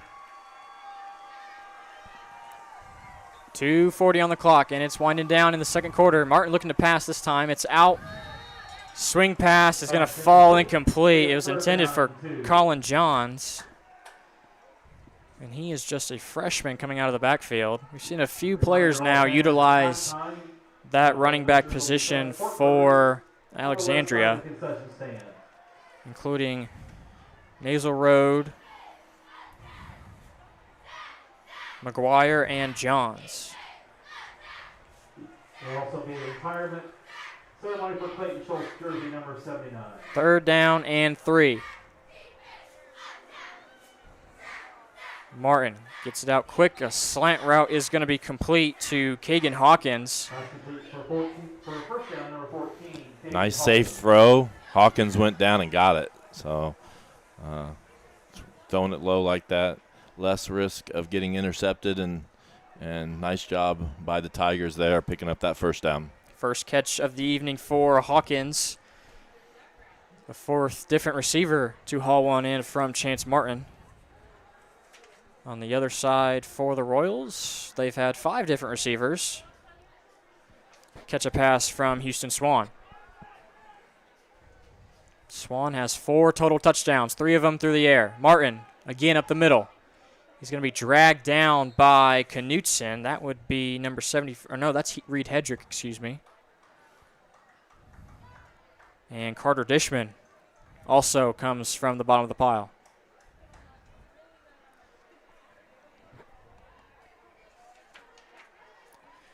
Hedrick playing that tackle position right over the guard.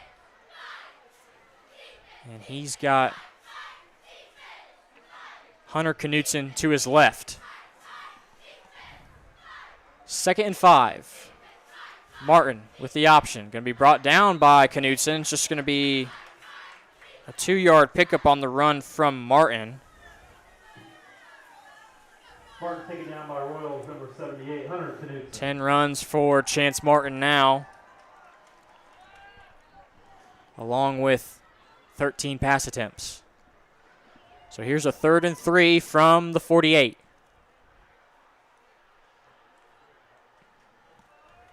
Pressure up the middle. Martin steps up, and he's going to be brought down. It's a sack.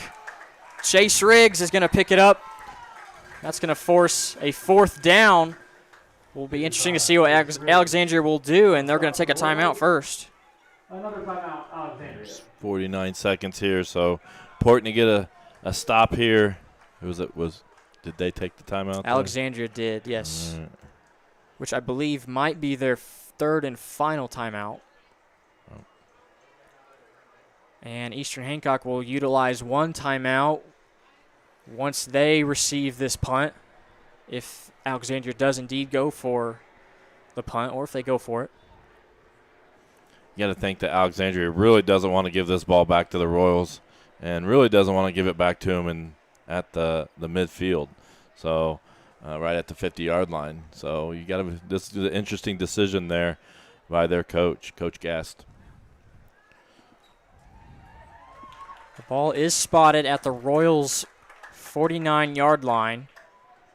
So you got to think a punt would put Eastern Hancock farther back into their own territory. It'd be harder to score with approximately 40 seconds left when they do receive this punt. So we'll see what the strategy is from head coach Pete Gast. He's in his 12th year coaching at Alexandria. He's 48 and 68 all time, although he has been coaching for 17 years overall. Has spent the majority of that time up at Alexandria. I think we have a sack there that highlight the show.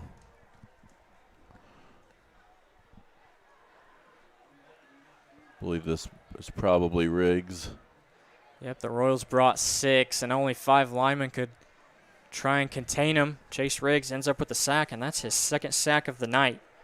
I'm sure he's been on a couple other ones, but he has 2 full sacks to his credit, as does Tyler Spear and the Knutson boys with 1.5 sacks. So 4th down, Coach Gass does indeed opt to go for it. 3 receivers to the right. Martin is looking that way. And he's got a wide open lane to his left. He's going to be tough to get there. There's a flag in the backfield, and Martin did indeed pick up the first down. It's going to be a hold, and I think they're going to have to take it because he did pick up that first down. So now you got to think they got a punt. And that play burned 7 seconds off the clock. And now the ball will be placed at the 32-yard line. You know, Coach Gallion, offensive coordinator for the Royals, is just itching to get this ball back. Even with just 42 seconds to go, they can score quick. Wearing the orange hat and the orange mask around his neck is the OC, Coach Gallion. And now let's see the formation. Looks like They are in a Alexandria is opting to go for it. They're facing a 4th and at least 20. 4th and 25 maybe. So Martin, screen pass is looking to get set up. He does get it to Nasal Road. Nasal Road down the far sideline is going to be tackled at the 42-yard line. So Tigers do gain some of that yardage back from the holding call, but Eastern Hancock is still set up for great field position and 33 seconds on the clock to try and get another 6 points on the board. Yeah, and I don't know if they just were afraid of the punt returners there or what the strategy was there, but Royals with great field position, and I know that they're just looking forward to this 33 seconds to see if they can put 6 more up.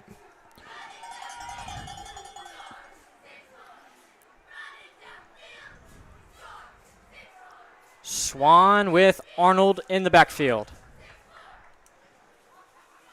Takes the snap, rolling out to his right. And he's got O'Neal at the 30-yard line, wide open. He's inside the 20, inside the 15, and finally runs out of bounds at the 12-yard line. A huge pickup by the Royals. 30 yards on the connection. Swan to O'Neal. You got to think that's not what the Tigers wanted.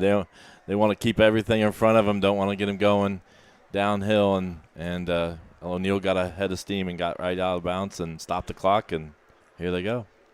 Only took 9 seconds off the clock.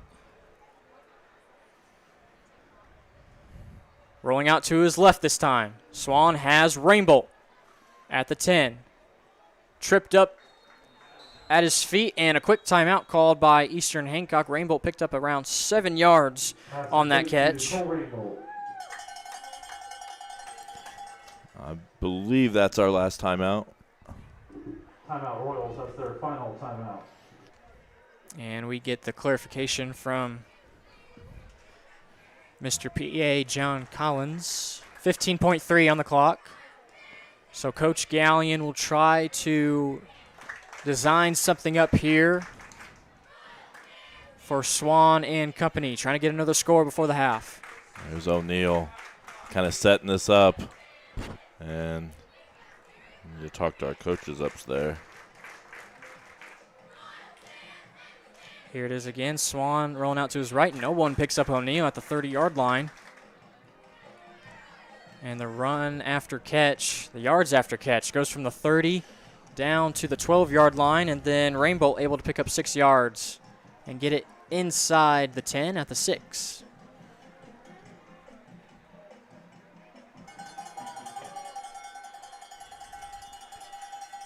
So out of the timeout. And they added a few extra seconds, actually just 1 second to be exact. 16 and a half is now what the scoreboard reads. So if the Royals don't score here, they'll have to get out of bounds or quickly get up to the line of scrimmage and clock it. Houston forced out to his right, slings it into O'Neal, and it's a touchdown catch. Cole Rainbolt gets his second touchdown reception of the night, and it's the 4th touchdown throw for Houston Swan, and it comes with 10 seconds left to go in the second quarter. And Swan just kind of picking up right where he was week 1 last year. He had 6 touchdown passes in the first half, and so 4 is pretty impressive here as a season opener here in 2020 season. It's now a 35-6 ball game, and JP Fox will look to add on another PAT. Snap is in. The kick is actually no good. It veers off to the left, so JP is now 3 of 4 on the night. But you hear the fireworks in the background. The Royals score again. It's the air raid offense from Coach Gallion. Houston Swan leading the way, 4 touchdown passes already. 2 of them have gone to junior receiver Cole Rainbolt. Rainbolt had 8 touchdown catches last year, and he's already got 2 to begin the 2020 season.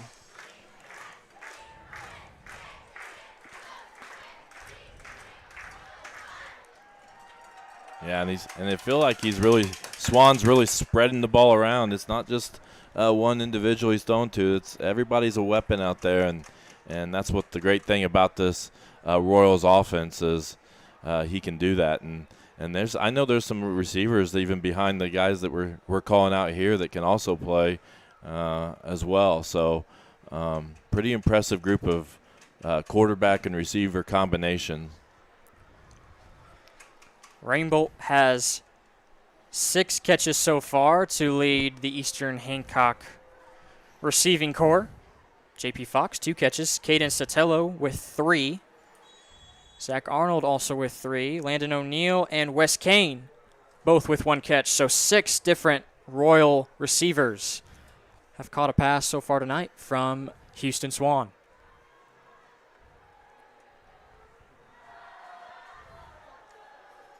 Fox. Little dribbler kick up the middle, fielded at the 35. Now down, trying to bounce it outside is Colin Johns. And he only picks up 1 yard after fielding that kick out to the 36-yard line. And just 2.7 seconds left on the clock for Alexandria. Ashton Smith with the tackle. He kind of got a hold of him and just held on tight and eventually got him to come down to the ground. So nice job there by Ashton.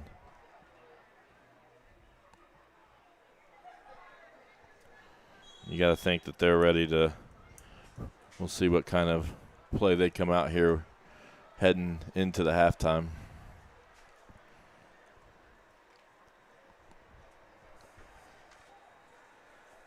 Just 2.7 seconds for the Tigers. Looking to run one more play. They got 3 receivers out to the left. The Royals extremely deep. Yep, 5-man deep, and it's just going to be a simple run up the middle. A 1-yard pickup. Tackle made by Tyler Cavaletto, and that'll be the end of the first half. A very long first half, but one to be proud of if you're an Eastern Hancock Royal. 35-6 will be the score as they head into the locker room. And we're going to have a ceremony here for Coach Schultz. And I'll probably set a mic just outside the window here and turn it up so you can listen the best you can from our PA announcer. I believe Coach Bechtel's going to be reading off a little information, a tribute to Coach Schultz whenever they're ready for that.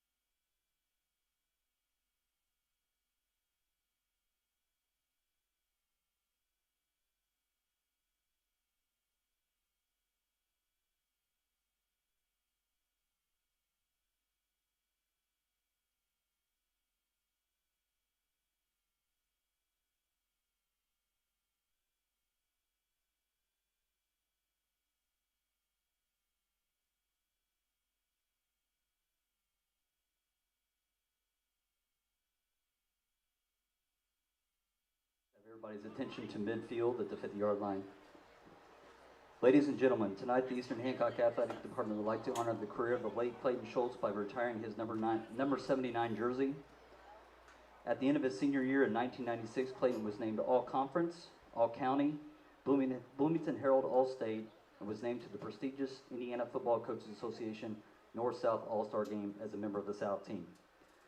Clayton went on to play football at Joliet Junior College.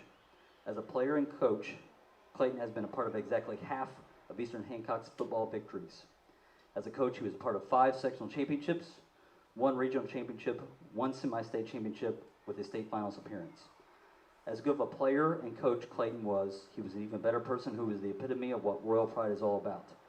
As much of an impact Clayton had on the football program and Eastern Hancock athletes, he had an even bigger impact on our students and was a great role model, father figure, big brother to those kids who desperately needed one. Clayton's number 79 jersey will be officially retired tonight and will hang in a shadow box across from the high school gym, honoring him and his Royal Pride legacy. Please give a round of applause for Clayton Schultz and the entire Schultz family.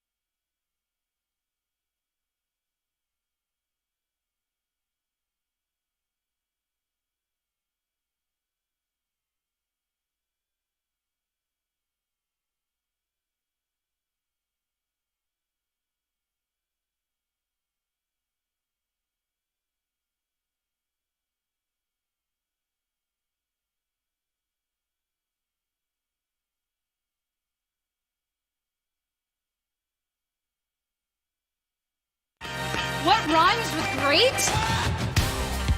Participate. Where does greatness start? Here, in the classroom. On the diamond. In the pool. On the field. Where will your greatness take you? To better grades. To more friends. Yeah! Be great. Participate!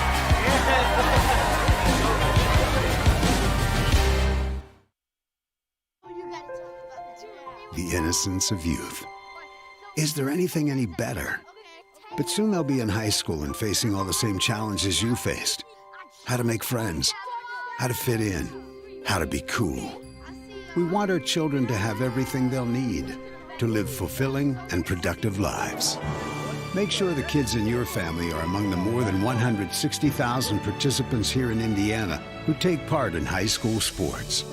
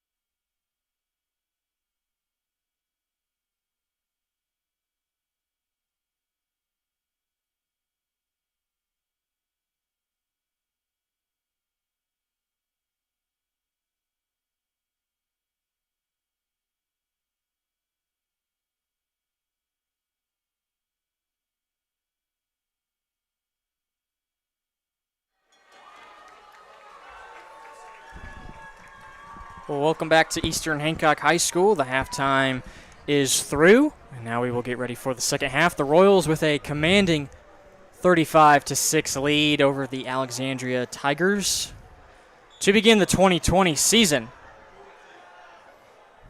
McGuire kicks this one as the Royals will receive. Arnold, near side, has some blockers. There he goes, across midfield. McGuire's there to wrap him up and take him down inside the 45, at around the 43-yard line. Great return towards the near sideline by Zach Arnold. And Coach Armstrong's a little disappointed. I think he thought he got hit way out of bounds near the bench. Late hit or a little extra hit there on Zach, and you can see the disappointment. Armstrong talking to the official.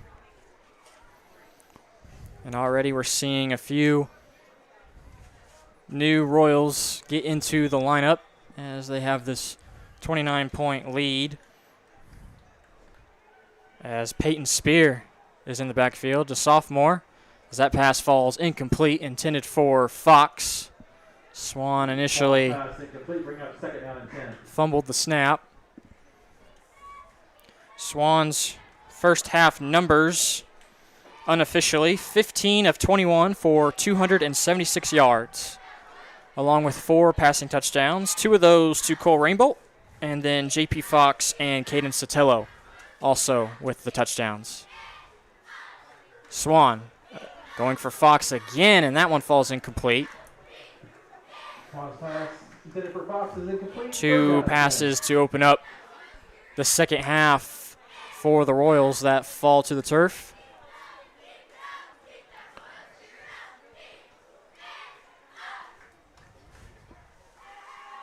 So a 3rd down and 10. 4 receivers out.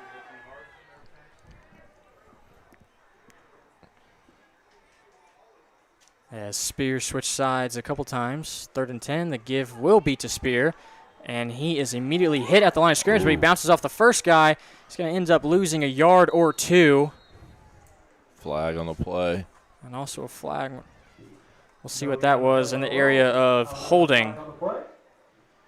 Connor Etchison, a sophomore for Alexandria. He was there at the line of scrimmage to meet the sophomore running back. They declined the penalty. You get my timeouts back. Now it's going to be 4th down. Coach Gallion electing to go for it.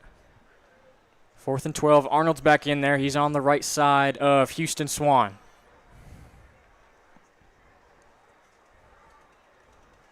Takes the snap, and here's another pooch punt. This one high and not very deep. It's going to bounce and take a Tiger bounce from the 32 up to the 34-yard line.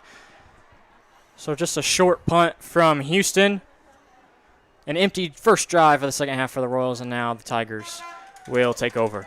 I don't think that was what they were really looking for there. Just got a little bit higher of a kick than I think he wanted, and then it bounced. Got a bad bounce for the Royals and a good bounce for the Tigers.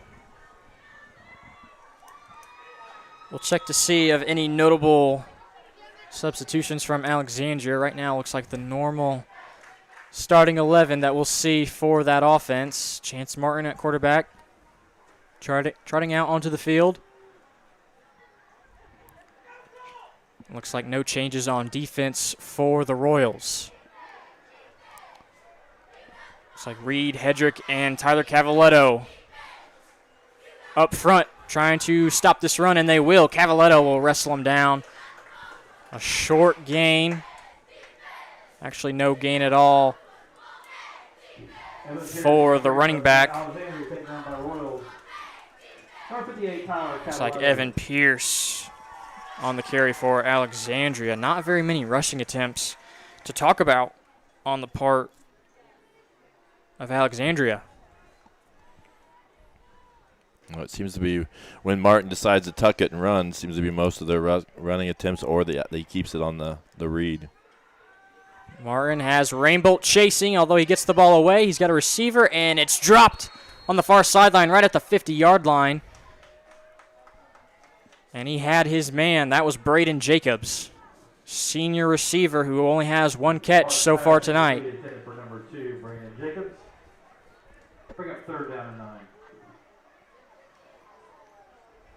Now 3rd down and 9.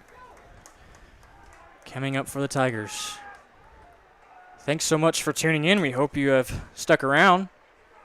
Even with this commanding lead so far by the Royals, we appreciate your support and your viewership on YouTube, Twitter, and Facebook. 3rd down. Martin, swing pass out to Jacobs. He catches this one this time, makes 2 moves, makes those guys miss, but Chase Riggs covers a lot of ground to bring down Jacobs.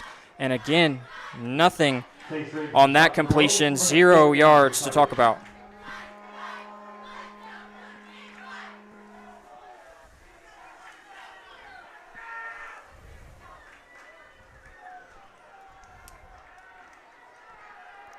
Another punt coming up now.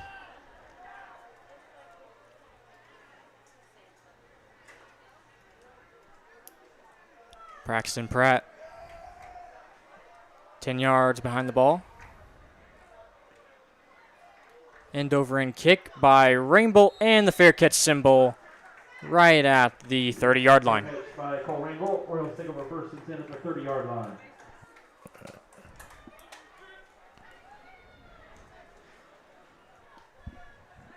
I want to bring this up just in case the Royals do score again.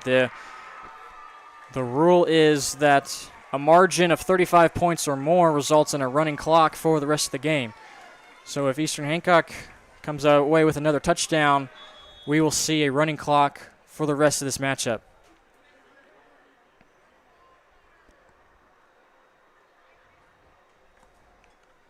Swan.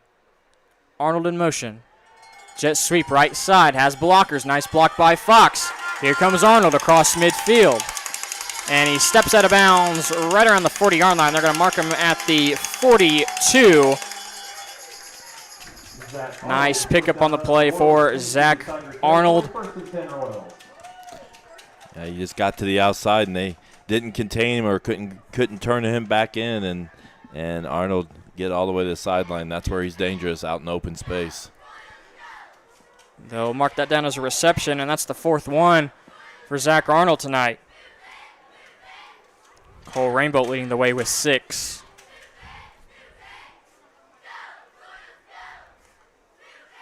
Houston. Screen pass over to Fox. He has blockers in front. And wrapped up at the legs. Close to a 1st down. Pickup of 8 yards for JP. Just short of a 1st down, I believe.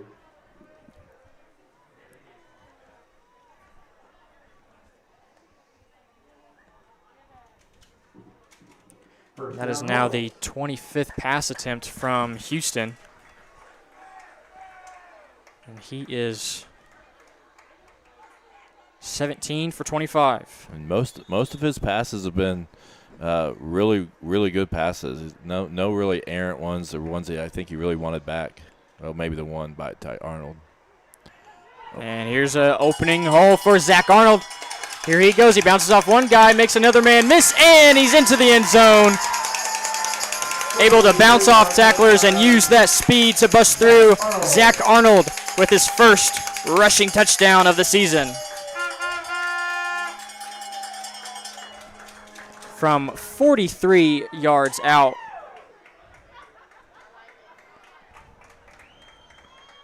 So that's going to give us that 35-point advantage. We'll see. I believe that's the rule, so we'll see what happens after this kickoff here. Or the extra point, then kickoff. JP Fox, Sotelo to hold. And that kick is good. Good snap also by Jacob Wickard, the freshman, with the long snapping duties. Fireworks go off as the Royals extend their lead. 42-6 now with 9:16 left to play in this one. A couple of huge plays there by Zach Arnold. That was a huge Zach Arnold series there. First with this little jet sweep toss. And as we had in that drive, got to the outside. They couldn't turn him back in. And again, that's where Zach's dangerous. And then obviously the touchdown play here. See him break right up the middle and really shifty. Huge hole opened up also by that offensive line. You saw them get downfield. Arnold had plenty of options of where he wanted to go.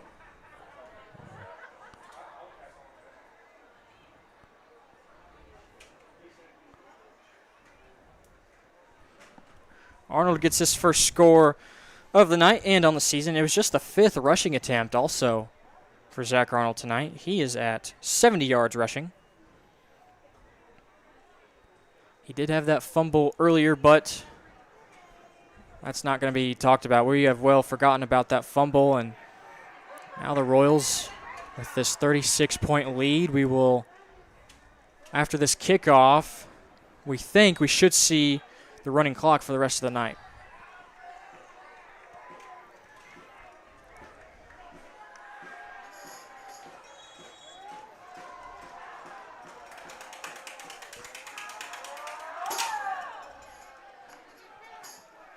End over end kick by Fox. Orick brought down at the 30-yard line. That Peyton Spear, I think, there. Yep, the younger Spear. We saw him get a little bit of action running the ball on that last drive. His older brother Tyler has been a force on the defense, playing that D-end position. And now the little Spear is out there on the field, playing the corner. And I think, and then hopefully this gives an opportunity here in this second half to get a few different people out on the field, an opportunity to play in a varsity contest and get after it and compete on a Friday night. Chance Martin still out there as the quarterback for Alexandria. He's looking to pass. Screen set up, but there's a lot of rolls there, and he gets out of it. Taking it down the far sideline. Burst of speed from Max Naselroad. Haven't called his name a lot today, but well-designed play for Alexandria. Looked like Eastern had sniffed that one out, but Naselroad able to use his feet and take it up that far sideline, get away from the Royals defense. Yeah, Cavaletto had his hands up, and he's a big guy, and he had to toss it, nice little throw right over Cavaletto's hands, and it went for a big gain and could have been even bigger if we hadn't got him down there with the tackle.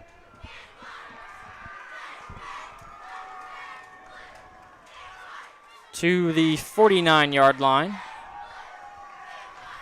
Tigers, bad snap. Martin picks it up, still looking downfield, and he's got a man. The reception, trying to drag Ashton Smith with him, is Jagger Orick.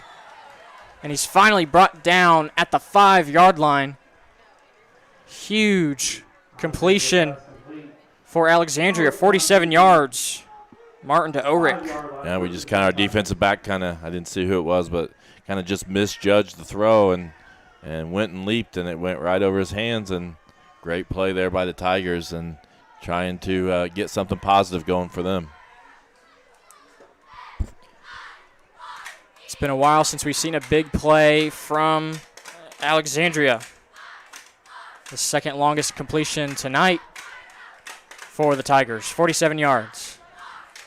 Martin will keep it, trying to get outside. Rainbolt's there to bring him down, as well as Tyler Spear, so no gain on that run for Chance Martin. Martin taken down by Spear and Rainbolt.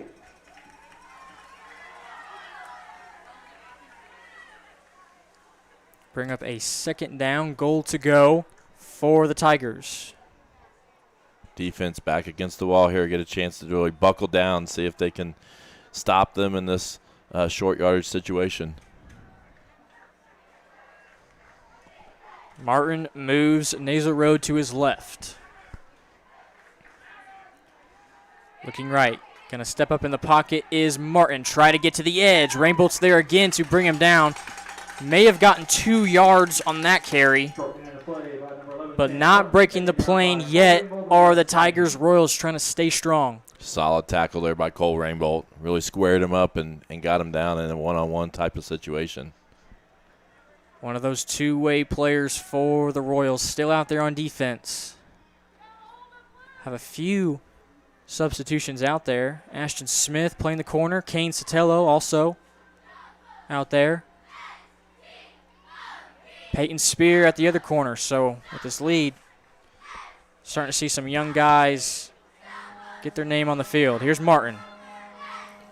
Stepping up. He's going to try and run it again. Try to meet Rainbolt again. And this time, Martin will have the edge, and he will break it into the end zone for the touchdown.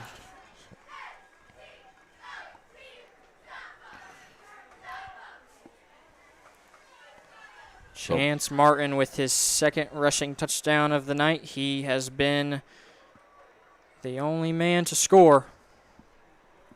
Yeah, he's just really using his legs and kind of just powered through there. I thought the Royals had a chance to stop him at the goal line, but just had enough just to get over. Now McGuire will come in to do the kicking. Put this game back at a 29-point lead for the Royals. Snap, it's a low kick, and it does indeed make it over the upright.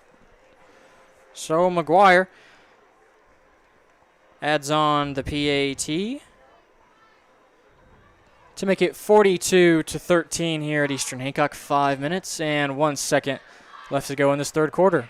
And despite it going down to below the 35-point threshold, I believe it's still supposed to be a running clock here.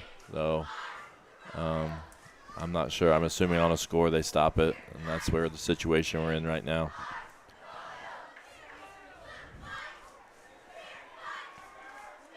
We were in quite a few of these last year, or especially early on in the season. So, but hopefully we get some young guys in there that get a chance to get better and improve here late in this game. And after the slow first half, running clock in the second half doesn't sound too bad here.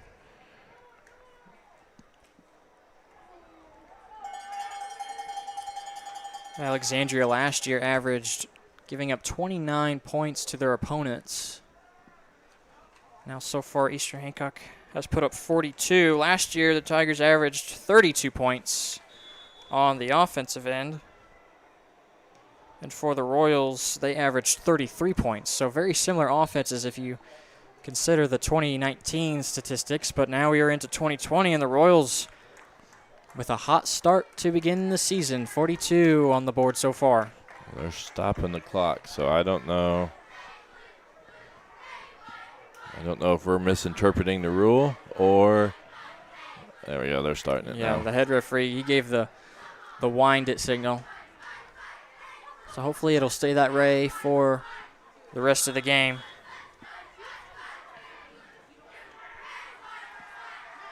Royals averaged 230 yards passing last year, and Swan already hit that mark at halftime, and he's at 300. He's broken the 300 mark in this third quarter.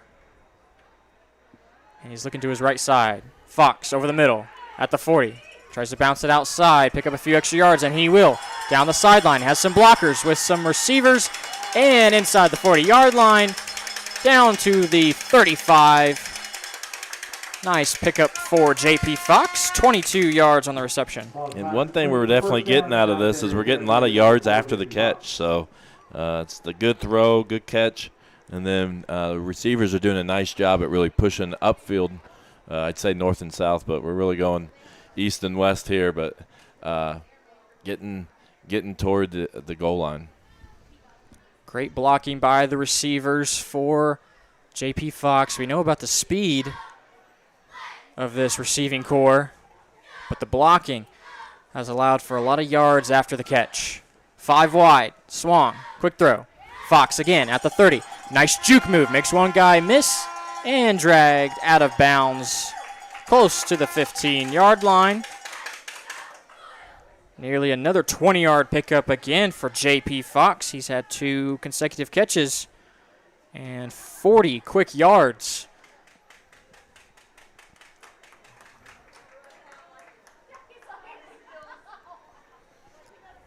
Royals still looking to score. They're not pleased with 42. Coach Gallion. It's the air raid offense for a reason, and he's got 5 wide out there again. Ashton Smith now, he's in the right slot position. Houston has pressure and just throws it away. Had a receiver in the area with Rainbow and Sotelo, and that pressure was coming from his blind side. I believe Braxton Pratt came from Swan's right to disrupt that play. Yeah, and that's just a good awareness to know that probably weren't going to get anything good out of that play and just get it out of there, get it in the direction of a receiver, and get to the next down. He's really played, and I don't want to jinx it, but really played a mistake-free football as far as Houston's gone. Really been on top of his game tonight.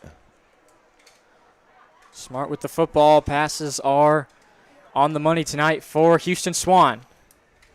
Here he is again. He's had Sotelo open over the middle of the field, but he didn't see him, and now he's going to be wrapped up for the sack. About a 5-yard loss on the play. Bring up a 3rd and 15 now for Eastern Hancock at the 20. Again, I know it's a sack, but he didn't force anything. He didn't make any plays that wasn't there. Just protected the football. And here we go. We got a 3rd and 14, and there's no doubt there's 4 down. So there's plenty of time to move the football. Royals get the play from Coach Gallion, and now they have 5 wide. Rainbow, the motion man. He'll get the pitch. Going to his left. Spin move. And he's hit hard close to the 10-yard line. Pick up about 6 or 7 for Cole Rainbow. So knocked out half of the yardage needed, and I'm sure they're going to go for it here on 4th down.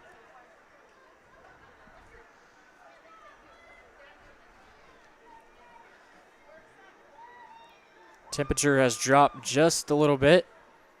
Now with the sun down. Lights are on in Charlottesville, Indiana. Now the clock is winding down. It's at 30 seconds right now, and the Royals have 5 on the play clock. It looks like Coach Gallion will elect to call a timeout.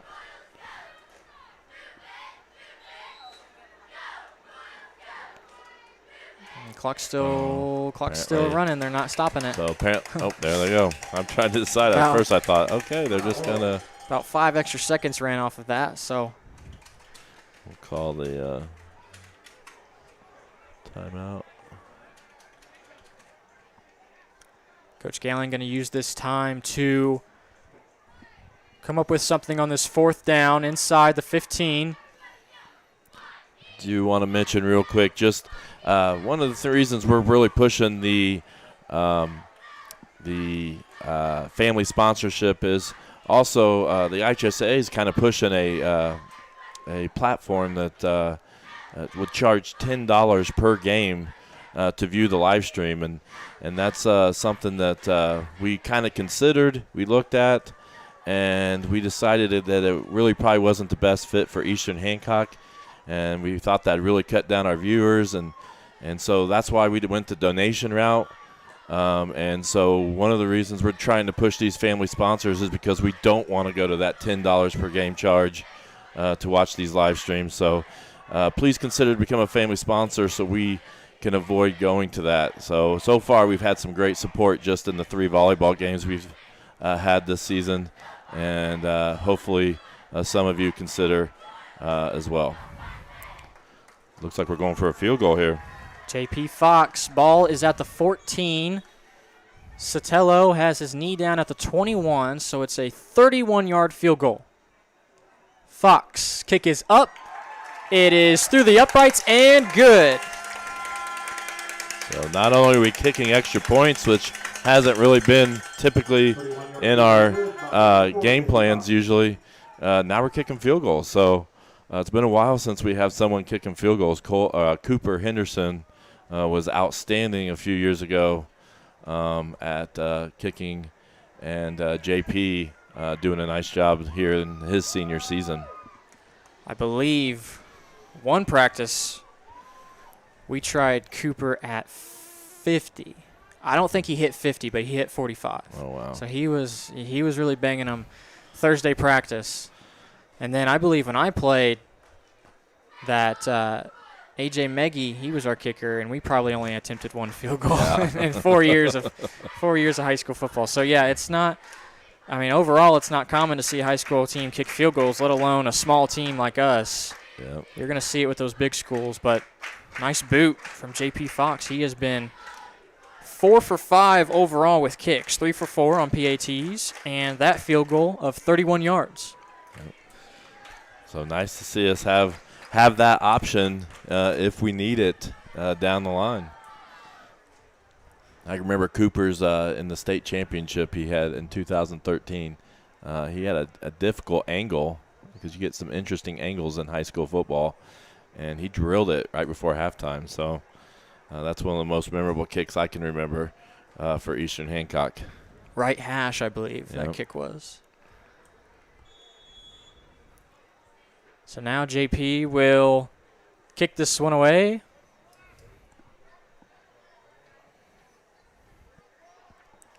And referees are waiting for the running clock. And now it's going.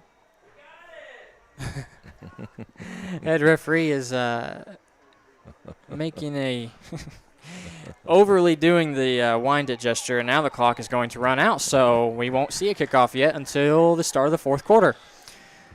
And the Royals will head to that fourth quarter with a 45-13 lead. And even with the score under 35 points as far as the differential, we still have that running clock. Yeah, that'll make this fourth quarter go pretty quick here. And it's kind of nice. We'll get out of here hopefully with a nice solid win here and be able to turn our focus to New Albany next week, which is without a doubt going to be a challenge as they make the trip all the way up from near Louisville. Yeah, what a drive that'll be. I mean, that's got to be 3 hours, right? Oh, yeah. So 4-6 last year was New Albany. Yep, and I know that we were really struggling to find a week 2 opponent, and that's who he came calling. So I think the coaches and the players are going to be up for the challenge, and hopefully we'll just improve on tonight's performance and be ready to go next week. I do want to mention as this quarter, it's going to go really fast.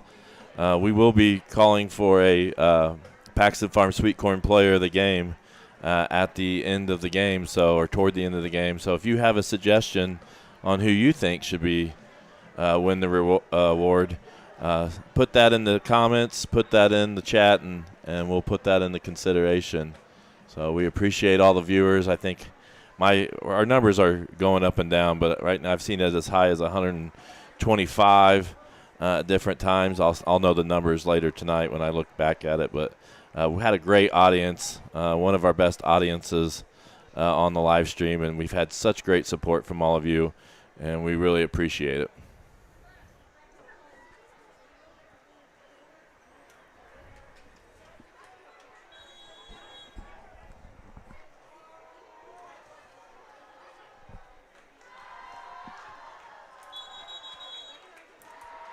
To start the fourth quarter, J.P. Fox grounds that one, fielded at the 35, and hit hard at the 45.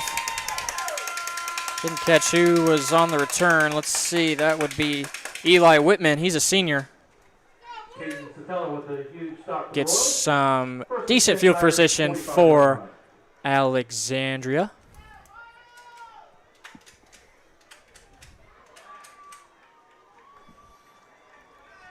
Game clock is running now. I appreciate the vote for me, Coach Dowd, but I'm not eligible.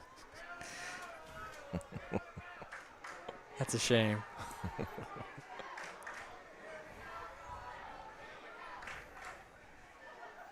Right now we got a vote for Zach Arnold. He's been spectacular tonight. Here's a give to McGuire, the jet sweep. Tripped up. Might be a holding call as we get a flag thrown in the area of the receiver.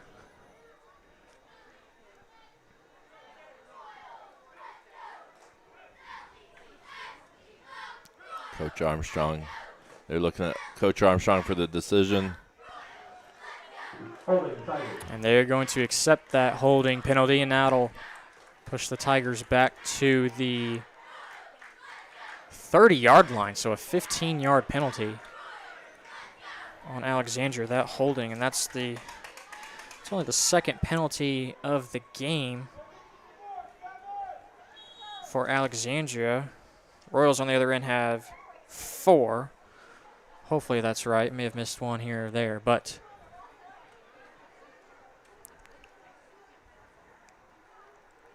Coach Kokenauer with that great eye of his. Yeah, we need some subs out there. We didn't have a full 11. That was baseball. And that pass out to McGuire is going to fall incomplete.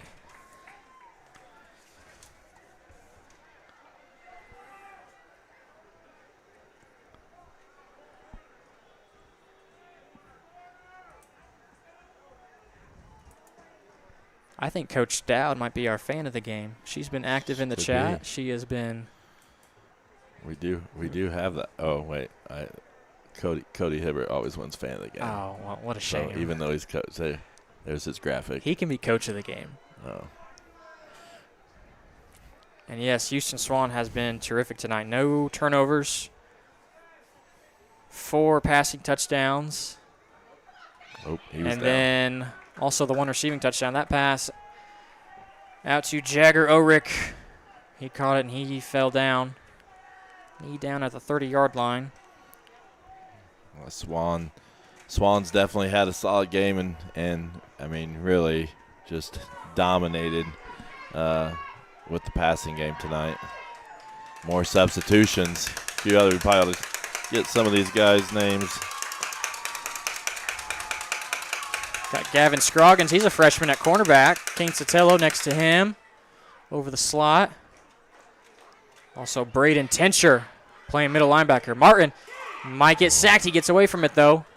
And now he's finally going to go down. A couple Royals get to him, and it's going to be a loss of about 4 yards on the play. That was Graham Hicks getting the pressure there, number 77, the sophomore. Caden Nation, he's also out there. The junior playing linebacker. See Jacob Wickard out there in the middle, number 75, the freshman. Samuel Kessler, junior. He's playing defensive end right now also. Good to get these young guys out here. And I think freshman Braden Hill might be in there in the defensive line as well. Here's a punt from Pratt, end over end. Good punt. It's going to land right at the 41-yard line. And we'll probably see the JV unit of the Eastern Hancock offense head out there. Hopefully get some recognition for all these guys. Ryan Wickard, he's a sophomore. He's out there right now. Charlie Halcomb, a freshman. Getting some young guys out there, getting to play on a Friday night. So it's always good to get that first experience. You remember your first Friday night? Oh, gee. It's been a while, First Friday night. You know what? It may have been against Knightstown my freshman year. Oh, yeah? We were at Knightstown, and it was 56-0. And I think JV unit got to play the last 2 or 3 possessions of the game, at least. Here's a nice run by Spear. Peyton Spear gets to get close to the first down marker. 9-yard pickup for Peyton Spear. Another player on. Cameron Voles. 9 yards. So good run there. And Spear came in back in the third quarter. He got a rushing attempt with the first unit. And now he's back out there with Kane Sotelo, sophomore at quarterback. His brother Caden has had a great game tonight also. Looking to pass. Kane over the middle, just overthrows his man. Going for Cameron Voles. Yeah, not shy. Throwing the ball deep right there with Kane. Sticking with the offense. I believe we have Ben Atkins out there as well playing wide receiver. I don't know if we said that name. I'm not sure in alignment how many linemen changed. Jacob Wickard at center. Also got Graham Hicks, mentioned him, left tackle. We'll try to get everybody's name out there. Left guard looks like Samuel Kessler.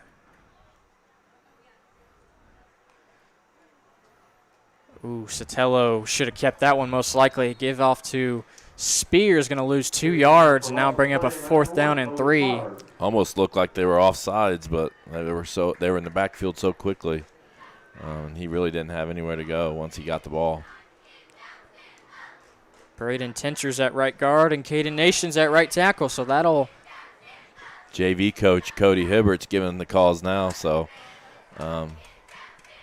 JV getting a little action here and the coach getting action. Probably getting some few tips from Coach Gallion. Spear still in the backfield, winding down this play clock, and a bad snap to Sotelo. It's going to go back to the 40-yard line, so Royals won't be able to convert on that 4th down. They'll turn it over back to the Tigers.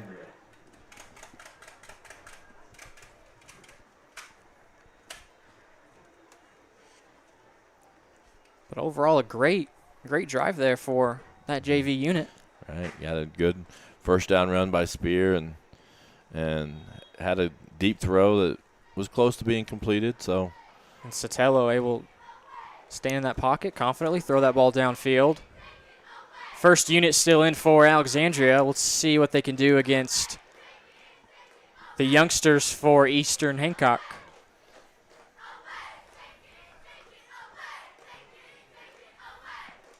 Four minutes, 3 seconds left. Now that clock starts to run. The give up the middle to Nasal Road. Breaks a few tackles and picks up 8 or 9 yards on the carry. Nasal Road has had a few bright spots tonight, but hasn't broken out for anything spectacular. Chance Martin has the 2 scores for the Tigers. But Nasal Road, when he's had the ball, he's had a few plays where he's been able to show some speed. And now the freshman, Gabe McGuire. We've called his name a few times, playing that receiver spot. He's in at quarterback. Give to Nasal Road on the counter, and the Royals there to swallow him up. Braden Hill, freshman on the tackle. Now we'll switch out some more guys. Looks like Zane Badgley is in at the corner spot. Dominic Shelby, also a freshman, playing middle linebacker now. See Braden Sullivan, freshman out there, playing defensive end. Colton Dishman, younger brother of Carter. And 2 Royals get in the backfield on McGuire. They had him back in the backfield, but he gets back to the original line of scrimmage, so pickup of 2, but great tackle met him immediately. Were a couple of Royals, including Graham Hicks. Yep, Graham Hicks. And I believe Jacob Wickard was in on that as well. However, it was an Alexandria first down. Tigers did pick up the first down, so looks like they only had 2 yards to get on that last play. McGuire swings it out left side, down the sideline. Braden Jacobs breaks a few tackles, finally forced out of bounds by Charlie Halcomb. Nice tackle by the freshman. First down, taken down by Royals. Number 3, Charlie Halcomb. Under 2 minutes here in this fourth quarter. The scoreboard in here says third quarter, but it's actually the fourth quarter. Our scoreboard's correct, but the scoreboard hit on the field. Down to just a minute and a half now. Try to get some scores from you from around the state of Indiana, maybe locally. Yeah, county, I think Mount Vernon would be the only other. Greenfield's game was canceled, I believe, and New Pal's game was canceled. Offside. Royals. Looks like we have a final score for Mount Vernon. They defeat Noblesville 42-17. So they did have a running clock in that game, and looked like it ended about half an hour ago. Fumble, ball's on the floor. McGuire able to pick it back up. Fumble on the play recovered by See if we can find any other scores. Yorktown defeats Anderson 48-0. 81, Logan Gilman got in the game there.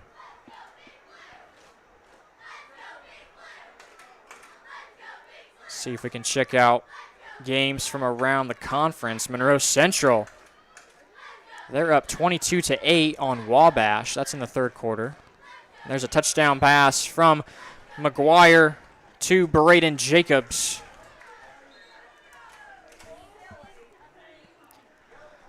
So that'll give the Tigers an extra 6 points, make it 45-19. Oops. So Tigers got to be happy to at least get something there on the board late. Had a nice little drive there, even though it was against the Royals JV. They get some points, and hopefully that'll build them some momentum going into next week.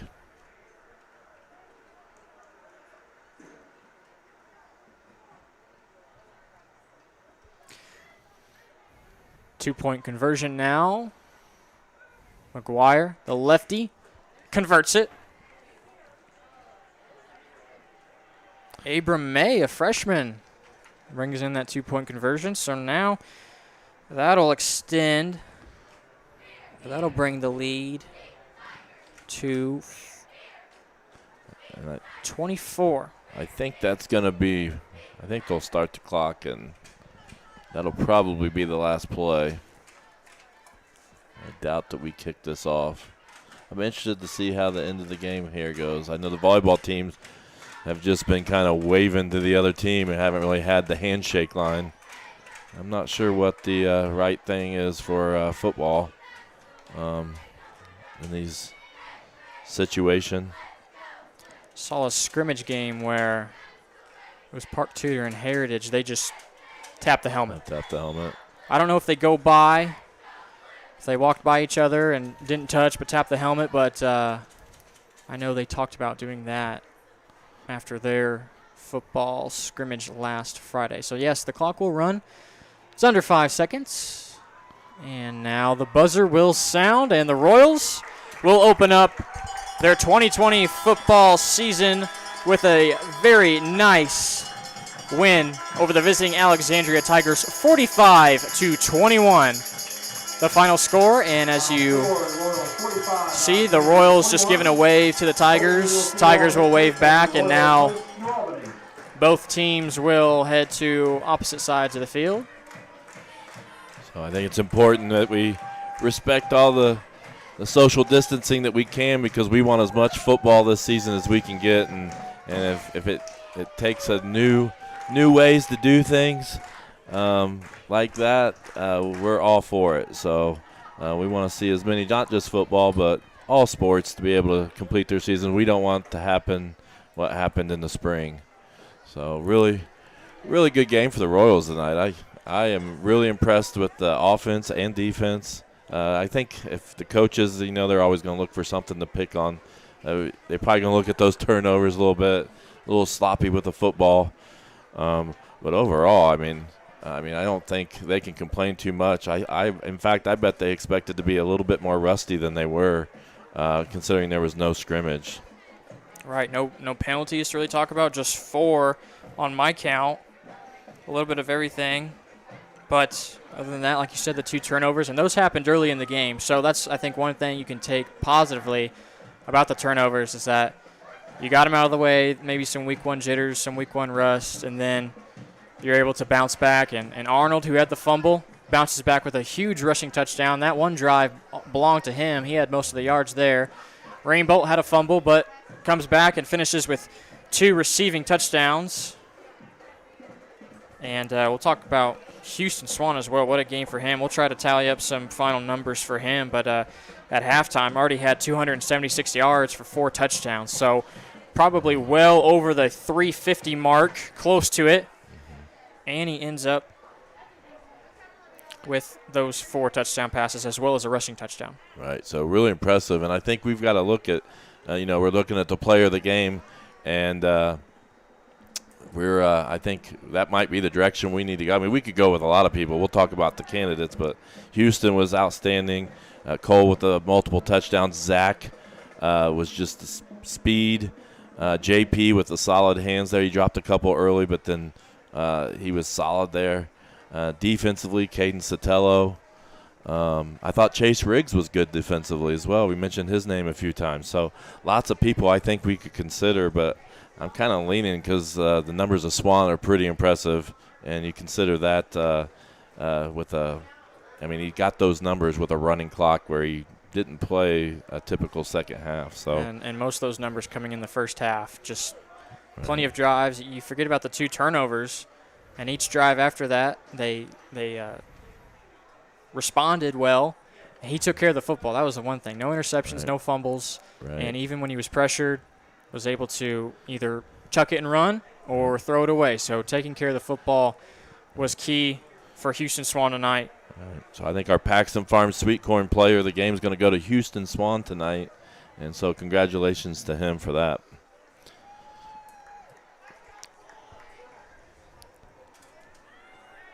So now it looks like the Royals will come over and we'll sing the fight song to finish out the night. It's a Week 1 win, 45-21.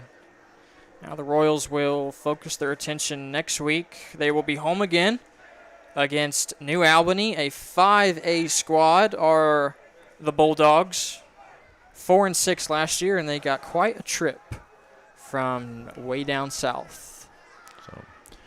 We do plan on streaming, but just to let you know, I mean, we can't guarantee it. So if you can get a ticket to the game, try to be here. Sometimes we have issues, and we just might not be able to stream the game. So if you want for sure to see it, try to get those tickets. Check out EH Royals on Twitter or check with the athletic department. Usually on Thursday evening, they can tell you how many tickets are still available. And I'm not sure how many people are going to be trekking up from New Albany. So I imagine we're going to get some tickets returned for that long trip. So check it out on Thursday so you can be here in the stands. But we will try to live stream it. Where are you at next week? Do you have a game Friday night? I do Where not. You at? Oh. I do not have a game next Friday. So I believe, though, I think we're going to have somebody from my communications class come in. But, Jarrett, thank you for coming in tonight and helping us out. And absolutely. Awesome job. I think everybody would agree how much you helped us out tonight, and great job. If you want to wrap up. Yeah, absolutely. I'll be back if you need me. Oh, yeah. I will be in contact with you guys. Great stream tonight. Really, we all did a good job. Thanks to Mr. Swan upstairs for being the cameraman. Gave us some good angles. And good job on the part of the team. 45-21, they get the victory over Alexandria. Thanks so much for tuning in on the EH Sports Network. Make sure to tune in next week when New Albany comes to town. I'm sure there'll be a lot of you viewers since New Albany, most likely, since they will be so far away, have such a far drive. So we will try to let them know the best we can that we will have this stream for them and that they are able to watch it. YouTube, Facebook, and Twitter. Thanks so much, everybody. We will see you next week.